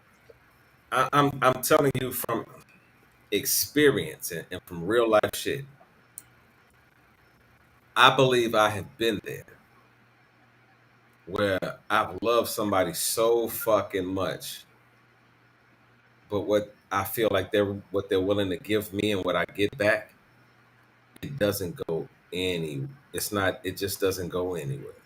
So I want to know what you got to say about that, Queenie. Come on, talk to me. I was in that situation, but what I realized in that situation is that I was loving them more than I was loving me. And then I said, no, no, no, no, no, no. That's not how this goes. So then I started loving me more. And when I started loving me more, I started hating them less. And I can see the person now. I can see the person now and be like, hey, and it doesn't affect me the way it did back then. Because back then, I was doing stupid shit, drive-bys, and I'm like, and I felt at that point, I felt like that was out of character for me. But yet, something was driving me to do that. That love I thought that I had for that person. After I started loving me, oh, bye, do what you do. But like I said, I had to love me more. And in doing that, getting in tune with myself, I don't allow someone to have that type of energy anymore. I don't give them that type of energy anymore. But I can love you, but I'm not gonna love you more than me. See, for me, I hear And what you're it was saying. toxic. It was toxic. I hear what you're saying. But what I heard from him was a little bit deeper. What Hmm. I heard from him was like, if I ever see you, whenever I see you, whenever somebody mention your name, I'm gonna think about loving you. Like, it's a difference when you be like, I'm gonna walk away from this and I can build a detachment from you. I feel like what he was saying was, I'm in love so much, but this shit hurts so bad. I gotta go. But in the process of leaving you, if I ever fucking see you in the streets, like him seeing her with another person, well, I think that'll fuck him up. Even if he's moving on and getting into another relationship, him knowing that she's with another man or whatever the fuck it is, it will destroy him. And that's the difference what I saw when he was like, I just gotta let this shit go. Because this shit has been so bad in the past. The past has shown me that this is just a bad situation. I can't heal from that. That's what I got from that. He really cannot heal from that situation, but the only thing that he can do is walk away.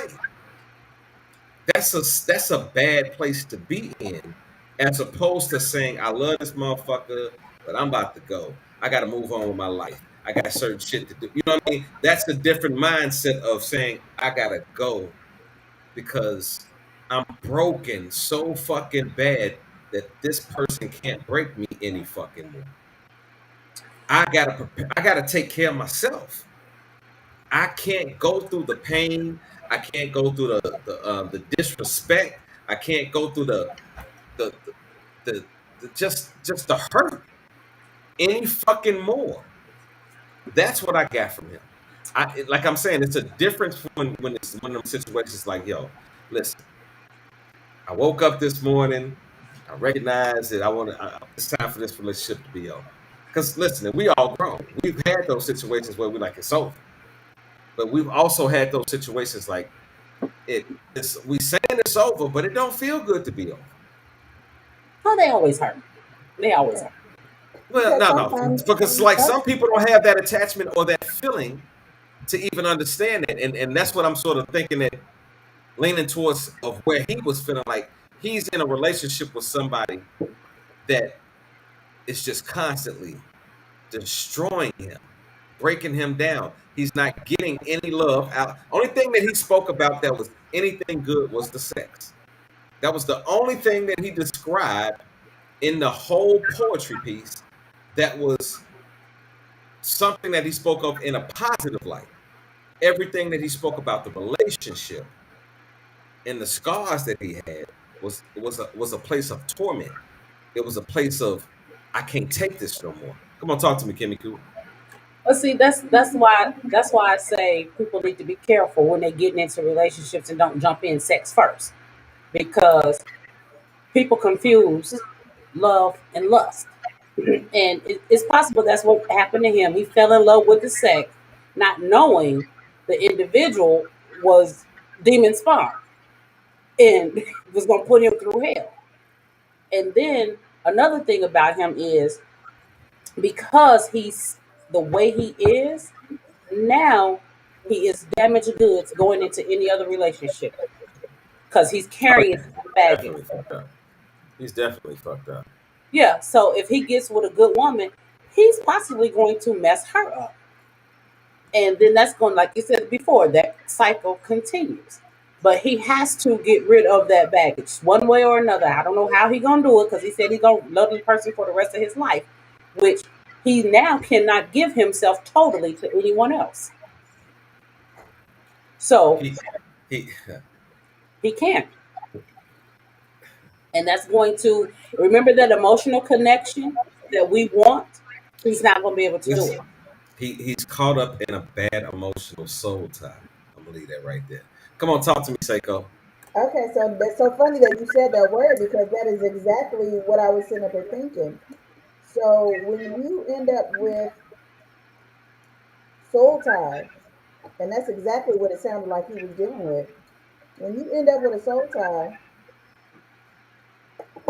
you can do whatever you want to do to try to move on. You know that you have to be away from this relationship. This relationship is bad for you. This relationship is toxic. I love you, but I can't be here with you. Let me move on. However, you have already created this soul tie with this person.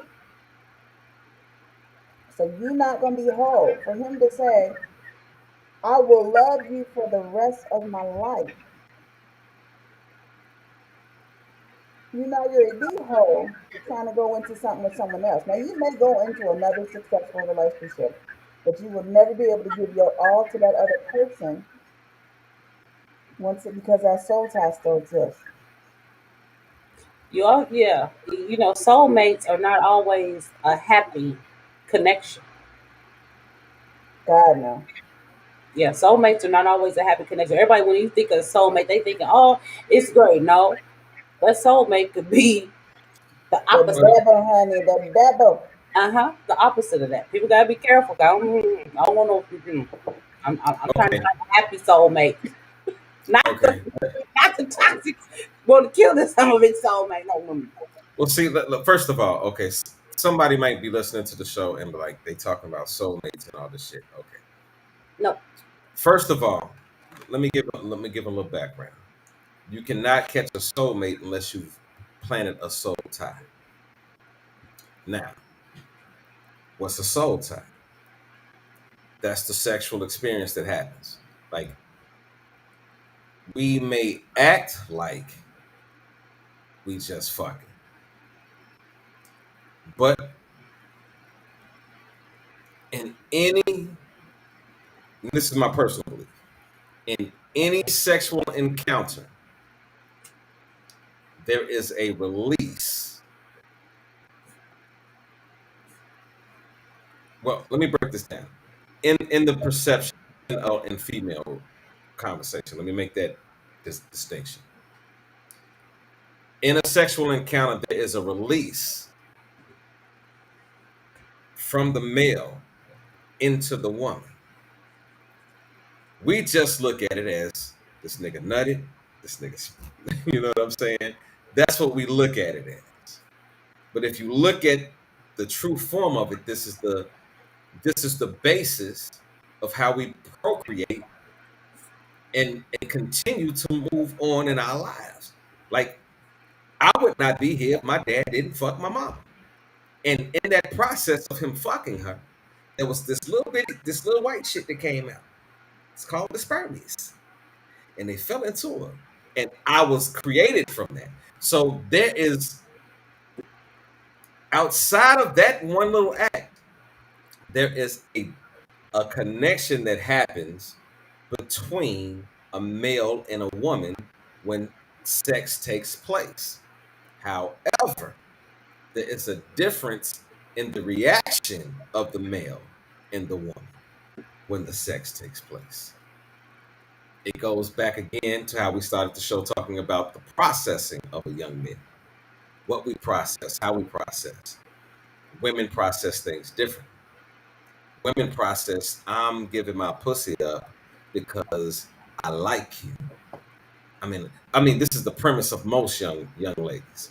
I'm not talking about, but the premise of most young ladies is, I'm giving this pussy to you because I like you. I want to be with you. The male may not have that same connection. However, that soul tie conversation that we have, it still takes place. So that's why, listen to what I'm saying.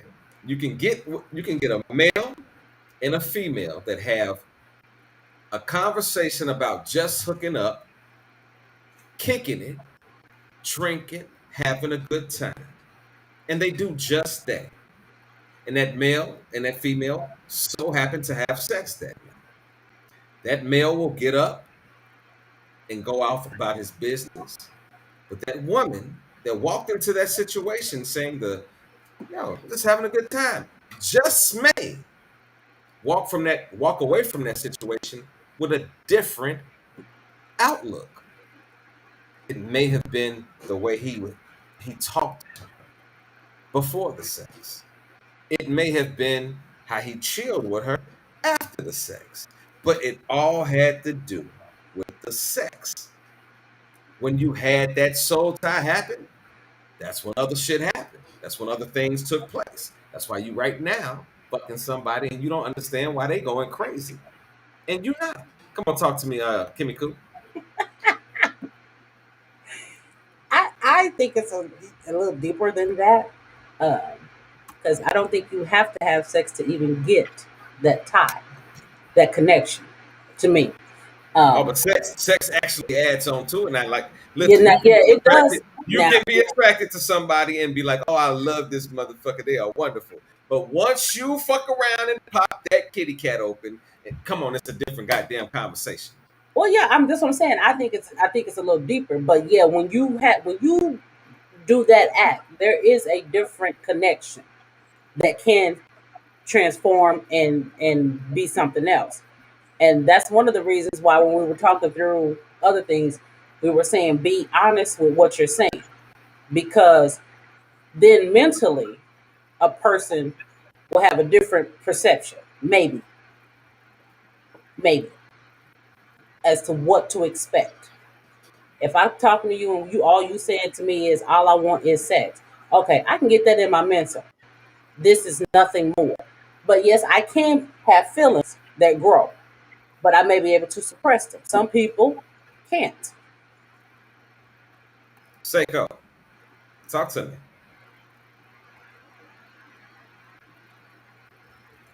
So I was over here having my own little. I mean, y'all was preaching. Y'all didn't even Make sure realize you ain't y'all got was nothing in front of your microphone. Make sure you ain't got nothing in front of the microphone on the computer.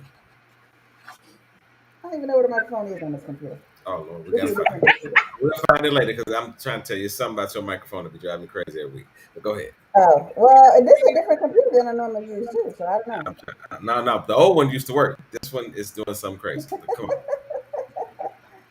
So what I was saying is that y'all was preaching the sermon and didn't even realize it. So when we start talking about the soul ties and creating the soul ties, and we start talking about the difference in the perception of what is going on without there being a valid conversation, that's gospel. And I'm gonna tell you that when we look at all these issues out here between really just I don't want to say just between men and women, but primarily between men and women, but also just anybody you're in a relationship with, but primarily between men and women. When one person has gone completely left of center, and the other person is sitting there going, "What the hell happened?" Somebody tried to break that soul tie, or somebody decided, or someone didn't feel that tie the way the other person did.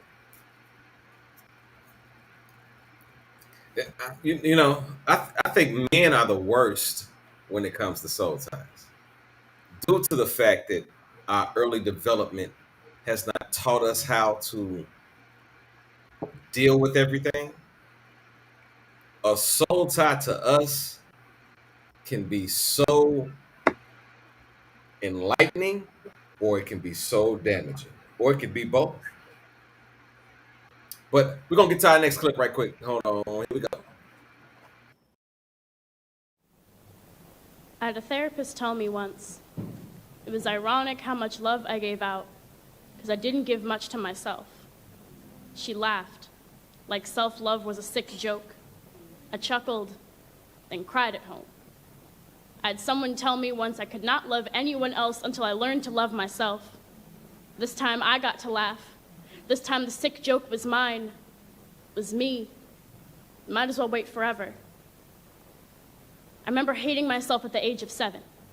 Journals filled to the brim with criticisms by 8. I had enough pages to stitch them into wings, to fly close enough to the sun to see my tears turn to steam, felt the wax burn on my shoulders and mold into thick skin. I was 9 when I wanted to die. 13 when I found a solution, figured if I could cut my legs enough, gravity would let me go. When it didn't, I tied a pillowcase around my neck, twisting like the rope swings I knew so well from childhood. Heard my heartbeat pound in my ears like a warning drum, then fade. I'd almost convinced myself I'd done it.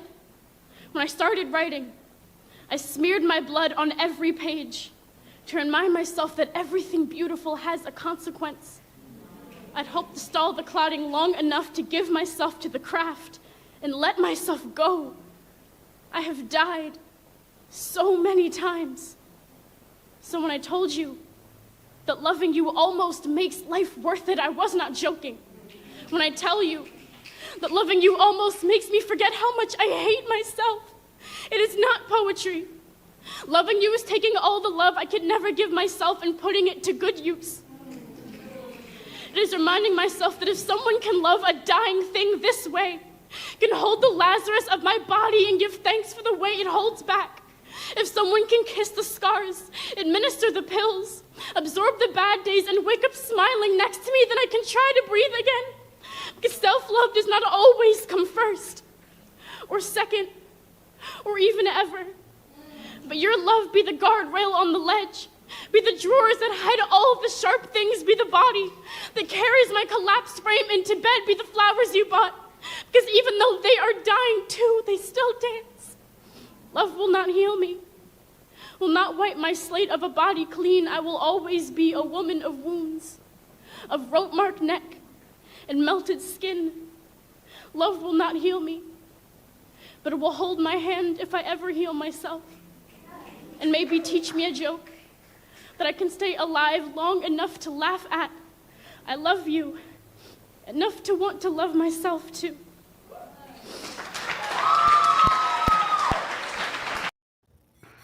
That poem hit me so hard because I felt that shit. Like, I have been in that situation where I have loved so fucking much that just needing that person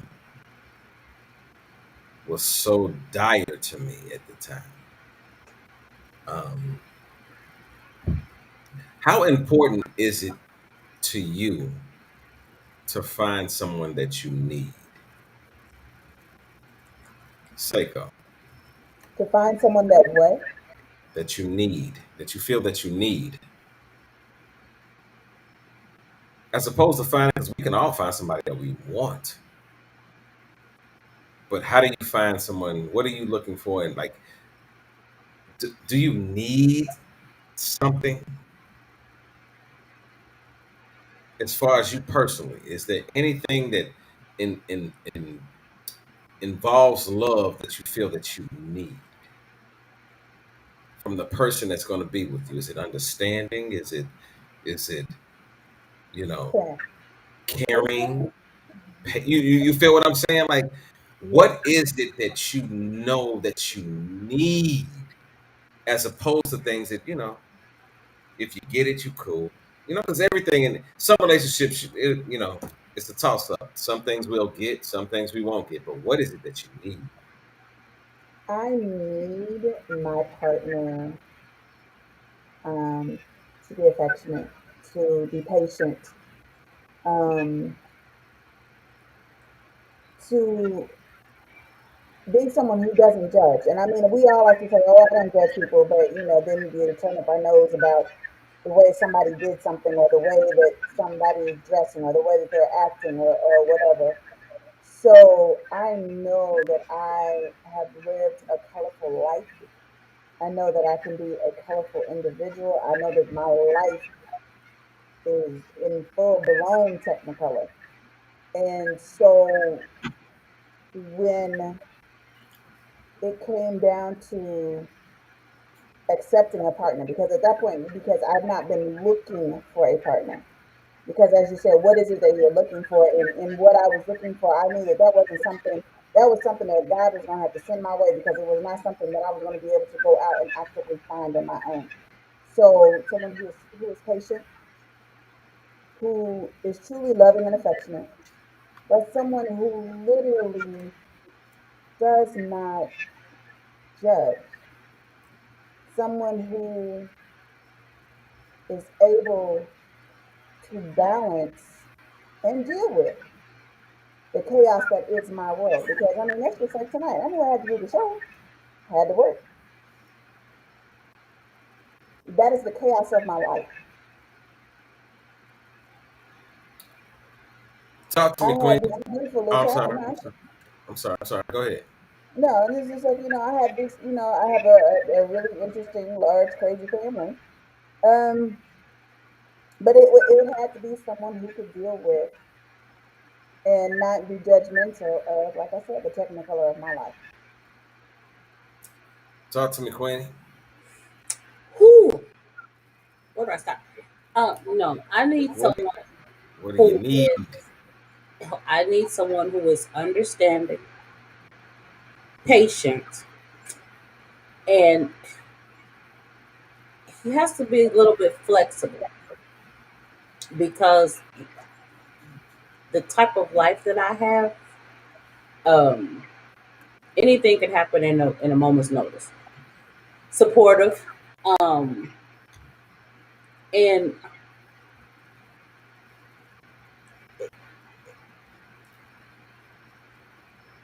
I'm gonna have to say no restrictions. I can't have restrictions on me. And please don't give me an ultimatum. I need somebody who don't be throwing out them little ultimatums because that's not gonna work. You're gonna find yourself short. But and yes, I do. I need the loving and the compassionate person. Um, but I need someone also who respects my space because if and I had a situation where a person was kind of like smothering. Now I like to be with you, but then there's times when I want to be by myself. Understand when I need to be by myself, let me have that space. It's not that I'm trying to do something with anybody else. I just need to rejuvenate. And I need that person to understand that that's who I am. Sometimes I go into my own little world. But they got to love me unconditionally. I need that. Can I drop what I need? Besides sex, because sex can't be a part of the equation. No. Check this out. I need somebody that can bring me love, someone that I can experience joy with, someone that I find peace in and they find peace in me, someone that is patient, someone that can extend kindness to me when I may not deserve it. Mm. I need somebody that shows me goodness. I need somebody that can be faithful and show faithfulness to me and only to me. I need the gentleness of a woman. And last but not least, I need a woman of self control. You need a Now, nun. but see, guess what? I'm just messing with you. But guess what? That's what I find interesting about what you just said. Guess what I just said that I needed though? Your wife. No. That's not a wife.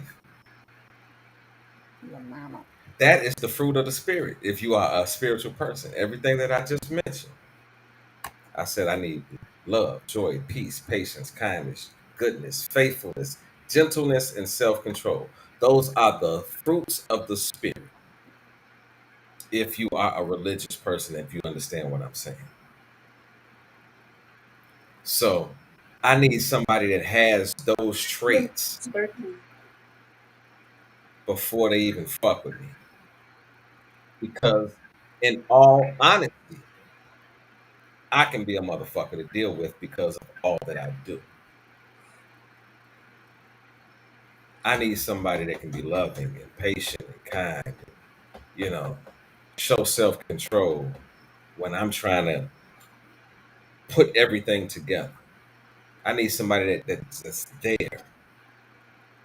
That when I have a bad day, I know who the fuck I can call. Cause I ain't calling on nobody else. I don't call my guys and be like, yo, Chief, this just fucking happened. I need somebody that when I have a real fucking bad day, that when people see me, they don't just see the person that I put out here in the streets. I need that person that can see the broken side of me. The shit where I can't figure it out. Where the rest of the world may look at me like he got it together. But it might be something else going on in my life where I can't figure it out. It might be something with my kids. It might be that the world don't see. It might be something in the relationship that the world don't see. I need somebody that can see me in a different way than anybody else sees me. That can identify with me in a way that nobody else on the face of the earth can say they fuck with me, good, bad, and indifferent, because they understand me and they love me. And the same thing that I'm saying about them, I want to be able to say. The same thing I want them to say about me is the same thing I want to be able to say about that person. But the issue is,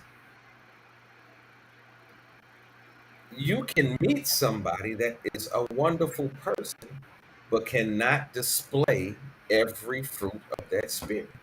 They might be able to display 4 or 5 of them, but the fullness of it, they can't display.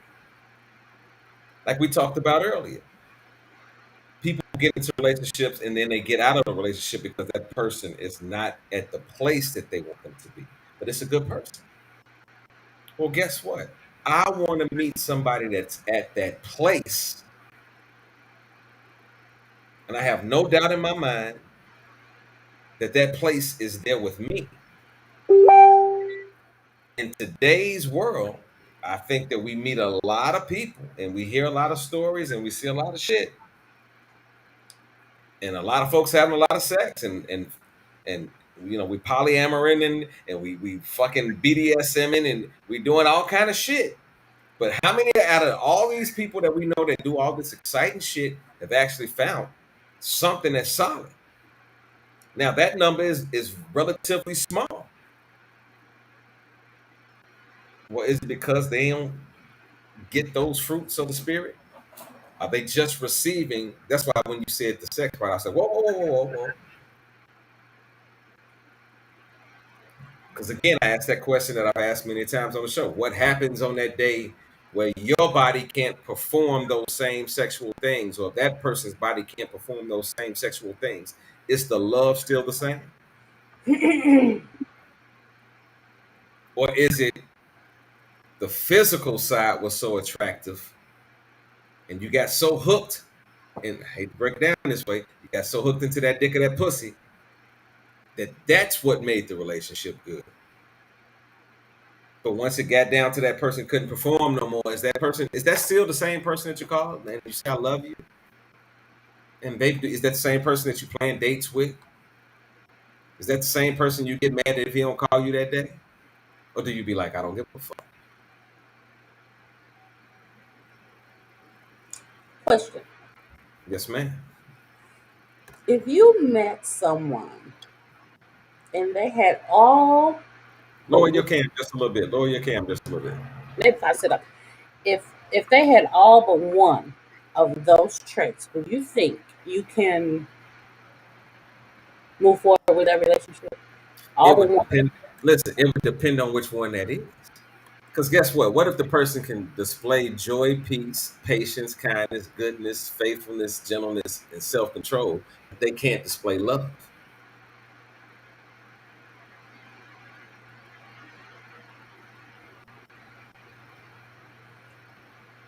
So that's just one. That's the only that's one thing out of all of the others. They do everything else. They gentle, they can, but they can't display love to me. They can't even tell me they love me. The words can't even formulate in their mouth. Now, can I deal with that? No, I don't think I can, That's because the I truth. want to be loved so much. But what if they're a type of person that don't speak the words, but their actions? It's a difference if listen, it didn't say speak love. It said this, the traits are love. We all display love in different ways. Well, some people verbalize it, some people do action. That's what I'm saying. We all display love in different ways. So if it's something that I can feel the love and I know that it's love, that we may have different ways of saying it, but if I know that the love is there, then I can rock with that. If I have to question if the love is there, then that's a different conversation. Like, it's a difference. Listen, this is what I'm telling you. I'm gonna throw a crazy situation out there. Let's just say we got a jealous woman or a jealous man, and he assumes that the mate is cheating. But she ain't cheating. That's all in his mind. So what is the reality of that situation? She could be loving him just right. She could be doing it. How many situations have we heard of men or women that mistreat somebody that's doing every fucking thing right? And then not only are they doing right, they so scared that they make sure that they do everything right. So Well, see, that's because some people don't know what love is, period. So they wouldn't recognize it even with someone giving it to them. but it's a difference when you listen. This is a difference in conversation. For me, I know what love is. So I can't have the conversation for myself as if I don't know what I'm looking for. If I did not know what love was, the point that you made would be perfect for me. If I did not know, when we went through this whole conversation, I already knew where I was gonna go with love because I knew what love meant to me. You feel what I'm saying? I knew that love trapped up in the fruits of the spirit for me. So I knew when I brought it up, I was going to speak specifically about what those traits are that I'm looking for. So what I'm looking for ain't, this is the craziest part. It ain't what Kim looking for. It ain't what Seiko looking for. It ain't what Note looking for. It ain't what Ishtar looking for. It ain't what you feel what I'm saying? We all find love in different ways. For me, I'm looking for the fruit of the spirit. Because at the end of the day, that type of love is going to get me past the days that I'm not doing well. And if I love that person the same way, it's going to get me through the days where they're not doing well. And we're gonna make it because we're gonna walk that road together. We're not just gonna take separate trails left and right. We're not gonna come together at bedtime when it's time to fuck, but then we don't agree on anything else. That ain't love, in my opinion. It could be all that other stuff. It can be patience. It can be kindness. You feel what I'm saying? It can even be faithful. It can be gentle. But where is the love? Because listen, another Bible verse. Love chases. The Lord chases, what is it? Chases those that he loves, right? So Who chased it? if you love something, you chase it. You're after it. You desire it. You protect it. If it's not, listen, love is not a thing that you can look at and say, well, fuck it, it is what it is, and I'm gonna love it today and not love it tomorrow. I'm gonna be good to it today, not good to it tomorrow. I'll be good for 3 weeks, and then one day I'm just gonna not love it at all. I'm gonna throw a monkey wrench in the game. Love ain't that, because love gonna check your ass before you even had that thought. Whoa, whoa, whoa, whoa. What are they gonna think? What is this other person gonna think that I'm just sitting here having all these emotions about myself about? What is this other person going to be going through? What is this other person going to feel about? That's love. Because people that you love, you care about what they think. Think about what I'm telling you. People that you respect. You don't go around asking people about your life and job situations and what you should do with your next move that you don't respect and trust. Do you? Do you just talk to the dumb? Do you go to the liquor store and see a wino outside and say, yo, man, I got this question, man. I got this job coming up and I'm wondering what I should do. I'm in a situation with my relationship. I'm wondering what I should do. Do you walk up to the wino on the block? Or do you talk to somebody that you think that's going to tell you the right thing?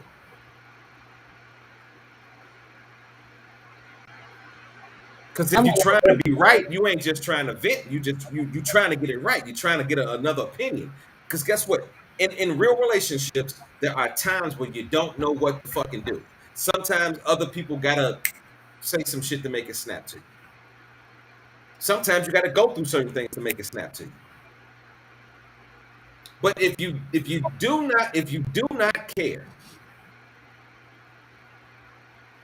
you don't care. If you do care, you're not just going to anybody to especially as a male. A male, as we say all the time, we don't talk. We ain't going to nobody to discuss our love and our admiration for somebody if we don't really love or have admiration for them. Even if it's the person that we're talking, even if it's the woman that we love and have admiration for, we're not having that conversation if we don't have that love. The issue is the script is flipped on both sides of the fucking. Oh man, it's so fucked up because we want love, but we want to say, well, what if you, like you said, well, what if I don't get one of those things? But what if that one thing is the most important thing to you? You go to the next clip.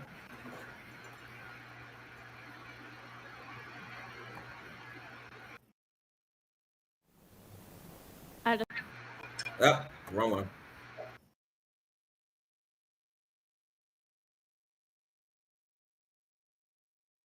Anybody who knows me knows when I get serious about something, I tie my hair back like a black ribbon.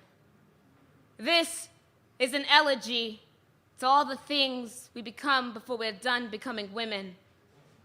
1, elegy for the freshman girlfriend, whose optimism was buttermilk at the breakfast table, turned sour by a boy for whom my face wasn't pretty in the way he preferred.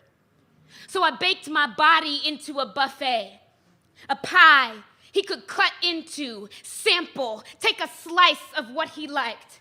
Eyes like flies, all the maggoted compliments I swallowed because somewhere this must be a delicacy and somewhere I must be really, really lucky. Though not Christian enough to pray for, not even trophy enough to pay for. I spent half of college trying to get this boy to love me, the other half trying to get over him. Well, that girl, she's been dead for years now, but everybody keeps asking me to conjure up her ghost. 2, ode to the slut who doesn't fuck, but still a slut for not letting him hit.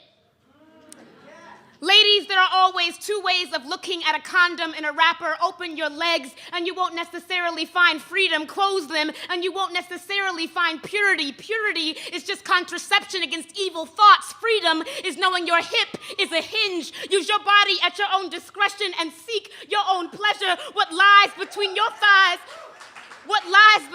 thighs is a man's genesis, so how dare he spit upon scripture?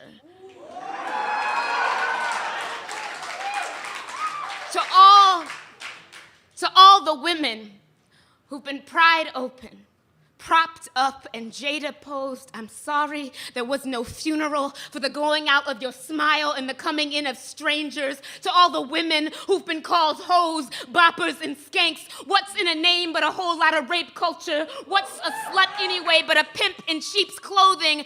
3, ode to the bitch who's not a bitch. Just doesn't always feel like shaking hands after the show. You know, I tried to tame the Leo in me.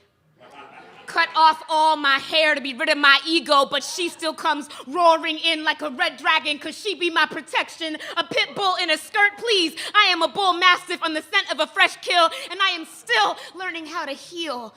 5, ode to the surgeons, to the knives we wield deftly in our right hands and the sutures we made of our own mouths when nothing else could close the wound. To my first love and how I had to cut him out at 19 and again at 21 and again at 22. Like a field doctor without supplies on the battlefields, I had to improvise. I marched through my own heart armed with nothing and came out the other side. My hands might have been murderers, but my coat was still white and my shirt was still clean. 6, ode to the mothers who are also martyrs, who are also daughters of God and therefore saints.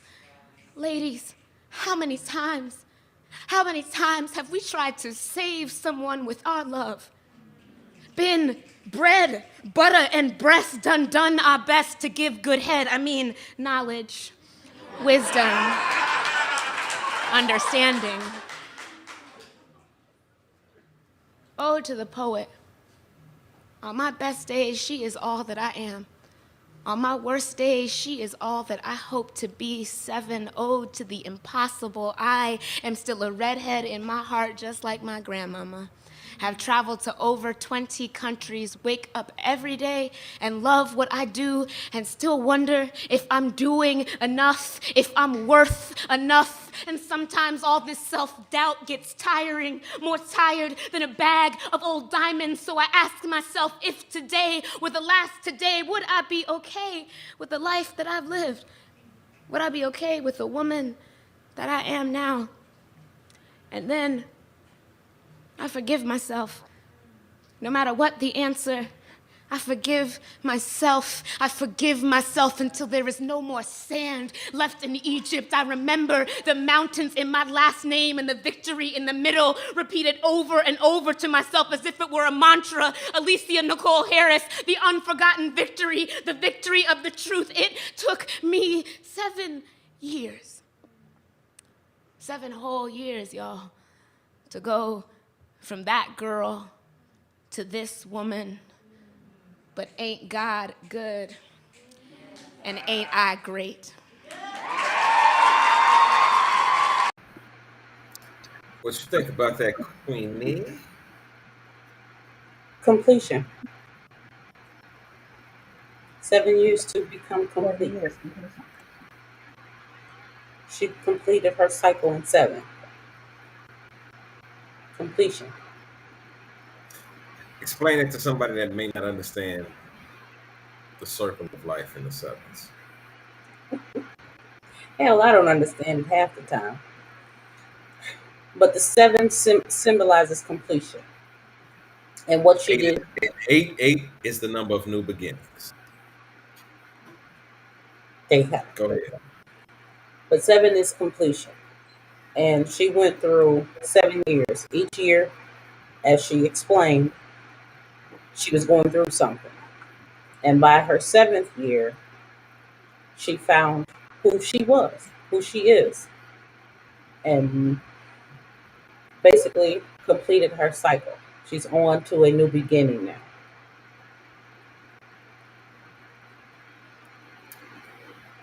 What do you got to say about that, Miss Seiko? Absolutely.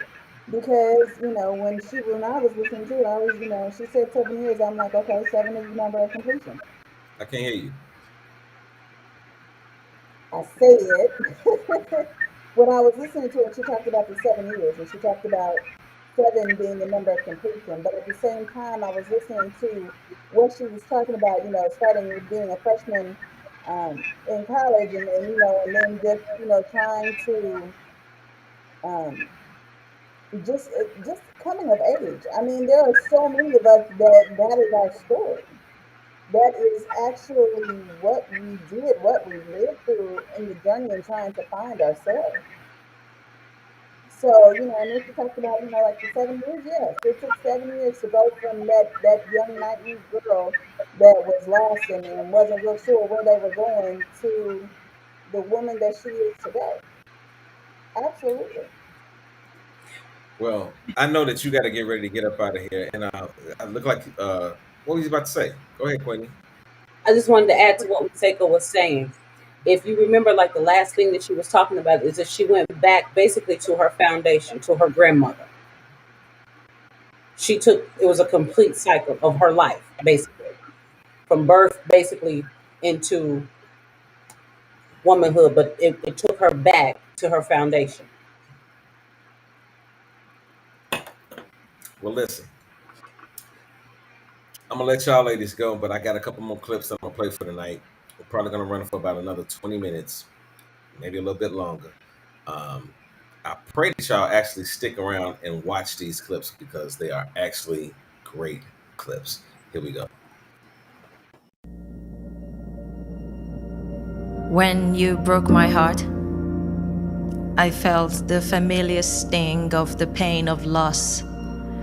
The nights became longer and the days were worse. I missed the golden flares of the sunrise in the mornings as I sunk deeper and deeper into the couch, hoping upon hope that you would call me. But the phone never rang, and there were no texts waiting for me. I had to learn the hard way that no message was also a message.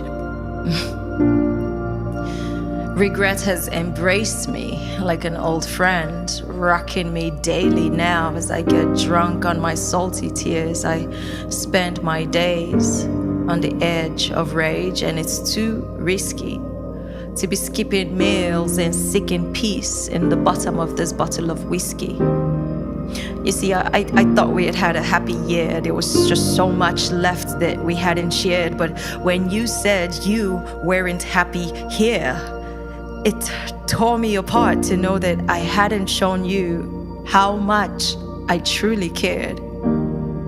Now all I have are memories from the past year, collected in JPEGs, just taking up space in folders that I'm afraid to delete because it would signify that we're really done and everything gone.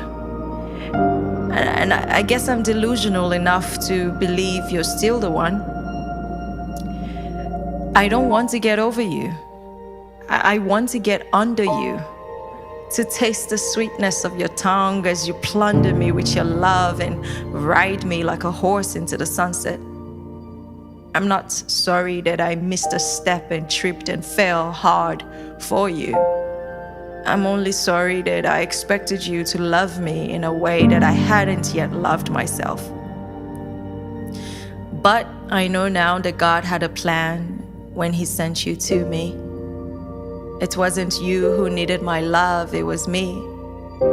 So if the only way I could find a treasure that was buried deep within was to force me open and help me feel, then I guess it was okay that you broke my heart and set me free.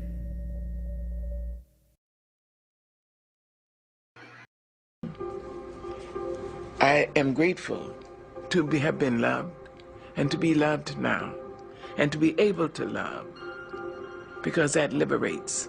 Love liberates. It doesn't just hold. That's ego. Love liberates. When my son was born, I was 17. My mother had a huge house, 14-room house. At 17, I went to her and said, I'm leaving. She asked me, you're leaving my house? And she had live-in health. I said, yes, I've found a job and I've got a room with cooking privileges down the hall, and the landlady will be the babysitter. She asked me, you're leaving my house? I said, yes, ma'am. And you're taking the baby? I said, yes. She said, all right, remember this. When you step over my door sill, you've been raised. You know the difference between right and wrong. Do right. Don't let anybody raise you and make you change. And remember this, you can always come home. I went home every time life slammed me down and made me call it uncle. I went home with my baby. My mother never once acted as I told you so. She said, oh, baby's home. Oh, my darling, Mom's gonna cook you something. Mother's gonna make this for you. Love. She liberated me to life. She continued to do that. When my son may have been 5 years old, my mother would pick him up all the time and feed him. And I went to her once a month, and she would cook for me. So one day I went to her house and she'd cooked red rice, which I loved. After we finished eating, we walked down the hill and she started across the street. She said, wait a minute, baby. I was 22 years old. She said, wait a minute, baby.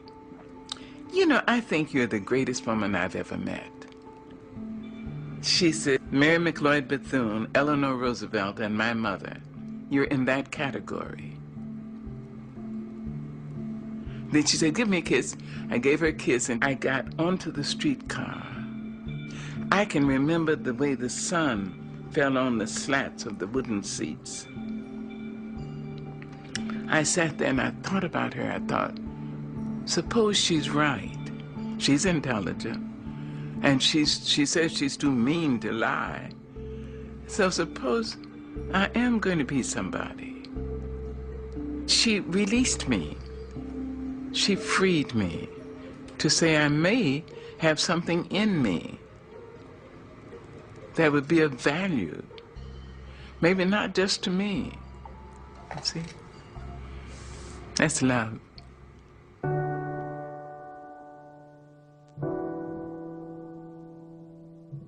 And when she was in her final sickness, I went out to San Francisco. And the doctor said she had three weeks to live. I asked her, would you come to North Carolina? She said yes. She had emphysema and lung cancer. I brought her to my home. She lived for 1.5 years.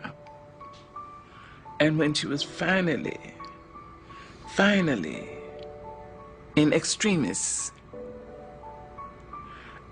she was on oxygen and fighting cancer for her life. And I remembered her liberating me. And I said, I hope I'll be able to liberate her. She deserved that from me. She deserved a great daughter, and she got one. So in her last days, I said, now, I understand that some people need permission to go. As I understand it, you may have done what God put you here to do.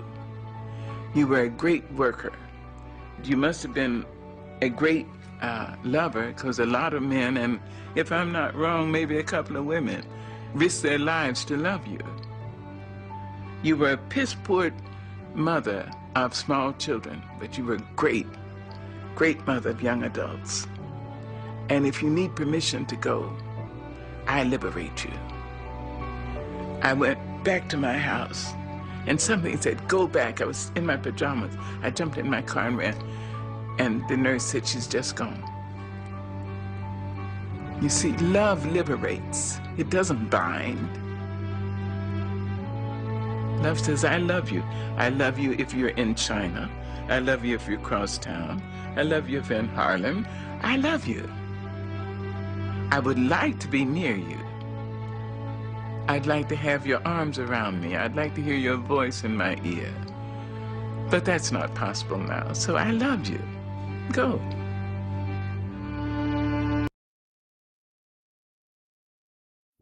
When people can walk away from you, let them walk. I don't want you to try to talk another person into staying with you, loving you, calling you, caring about you, coming to see you, staying attached to you. I mean, hang up the phone. When people can walk away from you, let them walk. I don't care how wonderful they are. I don't care how attracted you are to them. I don't care what they did for you 20 years ago. I don't care what the situation is. When people can walk away from you, let them walk. Because your destiny is not tied to the person who left. Your destiny is never tied to anybody that left. The Bible said that they came out from us, that it might be made manifest that they were not of us. For had they been of us, no doubt they would have continued with us. People leave you because they're not joined to you. And if they're not joined to you, you get super glue and you can't make them stay. Let them go. And you got to know when people's part in your story is over, so that you don't keep trying to raise the dead. You got to know when it's dead. You got to know when it's over. Look at somebody and say, nothing just happens. If they walked away away, it's no accident. If they left you, it's no accident. If you tried to make it work and it wouldn't work, it's no accident. Accept it as the will of God. Clap your hands, wash your face, do your dance, and keep going. Let me tell you something. I got the gift of goodbye. I got the gift of goodbye. It's a spiritual gift. I believe in goodbye. It's not that I'm hateful, it's that I'm faithful. And I know whatever God needs for me to have, He'll give it to me. And if it takes too much sweat, I don't need it. Stop begging people to stay. Let them go.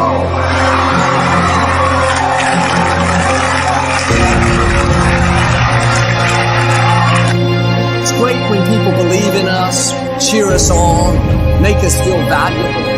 We love when our spouse compliments us. A friend is there to give encouragement. Our coworker stays late to help us on the project. God uses people to help move us toward our destiny. But here's the key. You can't become so dependent on people that you're getting your worth and value out of how they treat you. It's easy to become addicted to compliments, addicted to encouragement, addicted to them cheering you on. Now you rely on them to keep you feeling good about yourself, to always be there to validate you, to make you feel approved. Like a drug, if they don't keep you fixed, meet all your expectations, you get discouraged, feel inferior, work overtime to try to win their approval. The problem is, you're trying to get from people what only God can give. Your worth, your value doesn't come from another person, it comes from your Creator. If you rely on people, you'll be disappointed. People will let you down. People will get busy and not be there when you need it. Sometimes people will even turn on you. God, I don't understand it. Why wasn't my friend there for me? He would have missed his destiny. Quit relying on people. What they do or don't do doesn't determine your worth. What they give you or don't give you cannot stop your purpose. God breathed His life into you. He has crowned you with His favor. Quit waiting for people to approve you and start approving yourself. People may not encourage you, you can encourage yourself. People may not make you feel special, you can make yourself feel special. I'm a child of the Most High God. I know I'm crowned with favor. I'm one of a kind, I'm a masterpiece.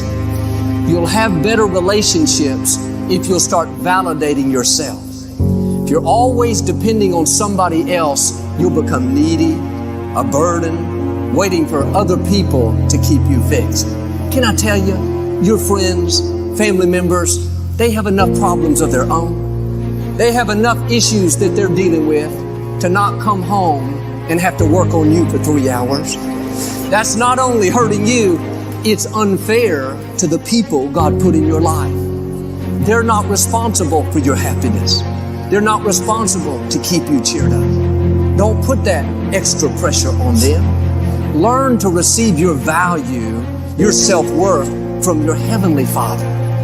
If you're basing that off of what people give you, then if they change their mind, if they stop doing it, you'll feel devalued. But when you go to God for it, nobody can take it away. It's not dependent on how somebody treats you, how they make you feel, how many compliments they give you. It's dependent on the fact that you're a child of Almighty God and you know He has already approved you. That's where you're getting your value. Well, Joel, my parents didn't raise me right. I didn't have a good childhood. My spouse never compliments me. My boss didn't give me the credit that I deserve.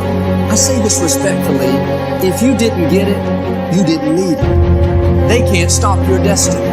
What they say or do cannot override God's plan for your life. Shake off the negativity. That person that walked away, did you wrong, made hurtful comments, shake off the disrespect. Don't believe the lies that you're not talented enough, attractive enough, good enough. They don't determine your value. They can't lessen your self-worth. The only power people have over you is the power that you give them. I don't need your approval to feel good about myself. I don't have to have your encouragement, your support to keep me moving forward. Paul said it this way in Philippians, I am self-sufficient in Christ's sufficiency. Not in our own strength, but when we know the creator of the universe, lives in us. He's equipped us, empowered us, anointed us. We can put our shoulders back, hold our head up high, knowing that if God approves us, we don't have to have people's approval. And it's good when people encourage us, when they cheer us on. What I'm saying is don't become dependent on that. If somebody's not giving you what you expect, they're not validating you, that's okay. You can validate yourself. You can approve yourself. You are self-sufficient in Christ's sufficiency. You can feel good about who you are, knowing that God handpicked you, created you in His image, put seeds of greatness on the inside. What am I saying? You don't need somebody else's praise. You don't have to have people's applause. You have the applause from the one who matters most, from the God who spoke worlds into existence. I'd rather have His applause than people's applause. Well, if I could convince this person to like me, they know a lot of people, then maybe some new doors would open. The scripture says promotion doesn't come from people, it comes from the Lord. God knows where all the opportunities are. He can make things happen for you without you having to convince somebody to like you. You don't have to play up to people, try to win their favor. If they don't want to be your friend, it's their loss and not yours. Do yourself a favor and keep moving forward. They're not a part of your destiny. God has divine connections. People He's already lined up. They're already in your future. Sometimes the reason people don't give us what we need is because they don't have it. Nobody gave it to them. They didn't see it modeled growing up. If they weren't raised showing affection, with people expressing feelings, being good to each other, the problem is they don't have it to give. If you're trying to get it from them, you're going to be frustrated. Why don't you let them off the hook and go to God for what they can't give you? Here's the key. God has it all. If you'll learn this principle to not rely on people, but to go to Him for your encouragement, for your approval, for your self-worth, then you won't live stressed out because somebody is not giving you what you expect. If nobody's complimenting you, you can compliment yourself. Get up in the morning, look at yourself in the mirror. Good morning, you good-looking thing. Call it by faith. God calls you a masterpiece. Say what God says about you. I'm strong, I'm healthy, I'm one of a kind, I'm highly favored. You have to build yourself up, encourage yourself, compliment yourself.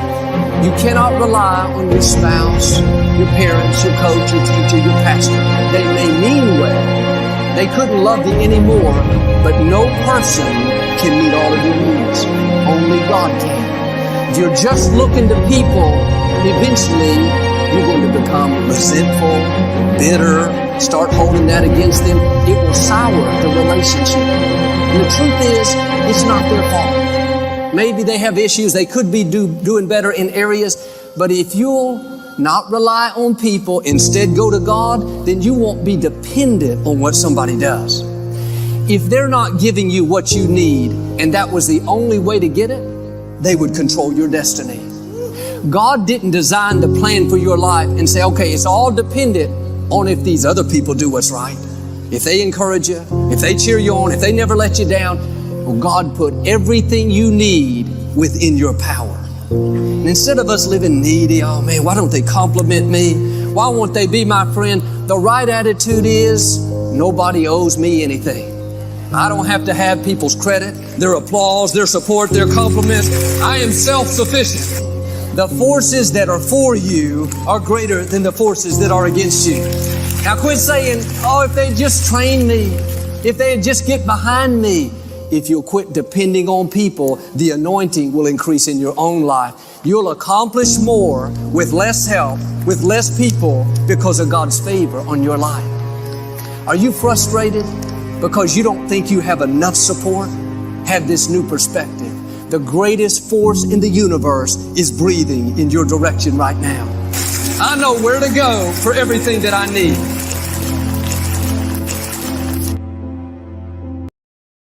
If you love them, let them go. This might come as a surprise to you that Coach Adrian is telling me to let them go. But this is not a message that should surprise you. This is a message of self-empowerment, of happiness, of detachment. I am Coach Adrian, and you may know me from all the videos that you've seen on Love Advice TV. And I wanted to let you know that I've started a new project called the Happily Committed Project, where we're helping both individuals and couples maximize the love that they already have, and to help couples stay together. And this may sound counterintuitive. Why are you telling me to let them go if you want us to stay together? And that's why this video is fascinating and why you're going to want to watch it until the end. The push and pull is a real phenomenon. And I'd like to explain it to you in a very simple way. There's a direct correlation between intense feelings of love and control. Most precisely, feeling out of control. The more out of control you feel in love, the more likely it is that you are experiencing those in-love intense feelings. That's why, after a breakup that you perhaps don't want, it's overwhelming because you have no control. And I've coached many people who weren't happy in their relationships, were thinking about breaking up, really didn't like their partner. But as soon as they were broken up with, they lost their mind. They felt like it was the one for them, that they lost their soulmate. And it's not rational, it's emotional. It's losing control and overvaluing what you've lost, instead of basically detaching and focusing on the bigger picture. So why do I tell you that you need to let them go if you love them? I'm not telling you to move on, relax. What I'm telling you is that you need to detach. Whether you are still with your partner in a relationship, this is the Happily Committed Project after all, or whether you're going through a painful breakup, you have to detach from those intense feelings of love and from wanting to control outcome at all cost. It'll get you into a lot of trouble. You'll feel desperate if you don't, and you're going to end up pushing your significant other away. I told you that this was a message of empowerment. And the reality of it is that most often people are needy or desperate. They don't value themselves enough.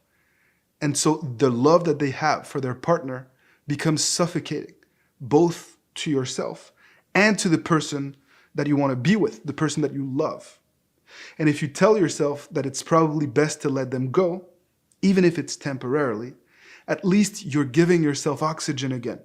You're giving yourself time to value yourself, to love yourself. And you're giving your partner an opportunity to miss you. Because the truth is that if you do let them go on your own terms, you are regaining power, control over that balance of power.